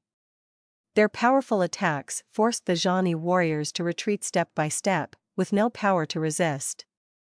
Why do they dare to resist us? 3 grey-clothed strange men not far away chatted. Because they are foolish old citizens who haven't yet been exposed to the truth of the world. Hee hee hee, I really want to eat them. The grey-clothed girl laughed strangely, her words chilling. Then it's up to you to clean up later. The grey-clothed strange man who liked to answer questions turned to the grey-clothed girl and said. This girl had only joined their grey-clothed team recently and used to be favored by Madame Huai. But she must have offended Madame Huai at some point and was transformed into her current crazy appearance. She now had the same status as them as a human weapon of Madame Huai. Hee hee hee. I'll clean up. The grey-robed girl nodded happily, then turned to look at the battle scene with great seriousness. Jiangyang fiercely blocked the curved blade that came at him, his tiger's mouth numb from the strong force. Before he could catch his breath, he suddenly heard the sound of a whooshing blade behind him. His unique ability to restrict the movements of the grey-robed monsters was effective in the battle. So they became a thorn in the monsters' eyes and were targeted to be killed first, one after the other, flying towards him. Duanya heard the sound of the blade but his body couldn't evade in time. He turned his head and saw the curved blade getting closer and closer to his head. A soaring blood light shot up. But Duanya was unharmed. He found a thin and weak figure standing behind him, who had taken the blow for him with his own body. Lu Gu. Duanya's eyes were about to burst into tears. He quickly hugged his comrade who had taken the blow for him, and the 2 rolled on the ground, narrowly avoiding another strike from the grey-robed monster. Other team members quickly came forward to cover and entangle the 2 monsters, stopping them from pursuing. Don't blame me. The middle-aged man in Duanya's arms sprayed blood from his mouth and spoke his last words with difficulty. He was severely injured by the blow of the blade, his entire abdomen was cut open, and his internal organs and intestines were flowing out. "Don't blame me for taking your piece of meat. I was just a little hungry." "Not your fault, not your fault." Duanya's nose was sour as he frantically tried to stuff his comrade's spilled intestines back into his body in an attempt to save his life. Unfortunately, when he looked up, the middle-aged man had already passed away, his eyes still glaring angrily at the sky. "No. No." Duanya wept uncontrollably, filled with grief and helplessness. His hands were stained with his comrade's blood as he futilely tried to push the intestines back into the man's abdomen. After laying the man flat on the ground, Duanya let out a furious roar and continued the fight, wielding his weapon with even greater recklessness and a willingness to die. The death of their comrade caused all the demon slayers' hearts to tighten, and they all went crazy like Duanya, fighting back against the two grey-robed monsters with the same sense of abandon. This time, however, they found it harder to gain the upper hand. After all, being surrounded and attacked by more than 30 frenzied people, the monsters couldn't take advantage of anything. Roar! A strange, eerie whistle came from a distance, causing Li Qingfeng's heart to sink. The thing he least wanted to happen had occurred. 3 monsters who had not participated in the battle had already gone to rescue the strange cow, and had set it free. "Since I can't stop it, I'll give it my all." Li Qingfeng threw away his black-framed glasses, his elegant demeanor now replaced by anger. He raised the General Qilian sword high in his hand, and thick black mist poured out from the blade, forming a small whirlwind in the area. The 2 grey-robed monsters struggled to break free from the demon slayer's encirclement and retreated in a hurry. They could feel the strength of Li Qingfeng's aura. "Everyone, leave this place. My next attack will not discriminate between friend or foe." Li Qingfeng yelled at the top of his lungs, already being lifted up high by the whirlwind, shrouding his entire body. "Retreat, quickly." The demon slayers, while not afraid of death, could not risk dying at the hands of friendly fire, and quickly retreated. The area was already in the midst of a fierce storm, with sand and rocks flying everywhere, and a terrible force was approaching. By the time the black fog vortex dissipated, Li Qingfeng was no longer just Li Qingfeng. His eyes no longer held their usual elegance and amiability. His entire demeanor had changed, and he exuded an aura of murderous intent, like a butcher drenched in blood. A towering ghost over 10 meters tall was attached to his back, radiating immense pressure. The ghost was clad in a heavy ancient animal-patterned armor and wielded a massive Qilian general sword. Its blood-red eyes were filled with a desire for slaughter, making it seem like an ancient general who had slaughtered countless people. With a wave of his hand, Li Qingfeng swung his sword, and the ghost behind him simultaneously swung its giant sword, unleashing a terrifying onslaught of sword energy.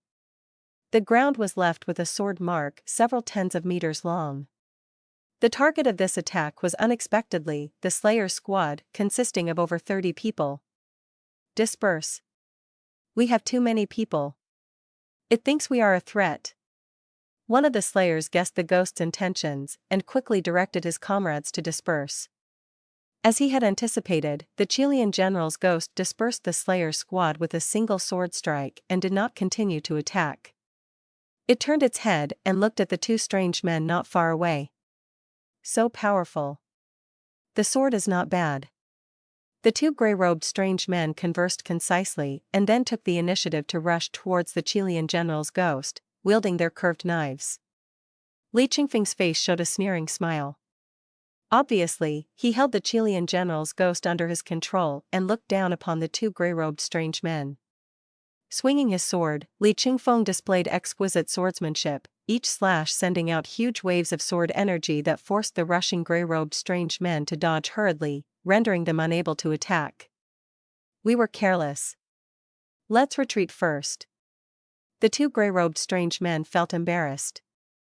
They had just attacked so arrogantly, but were quickly beaten back in just a few moves, which was quite humiliating.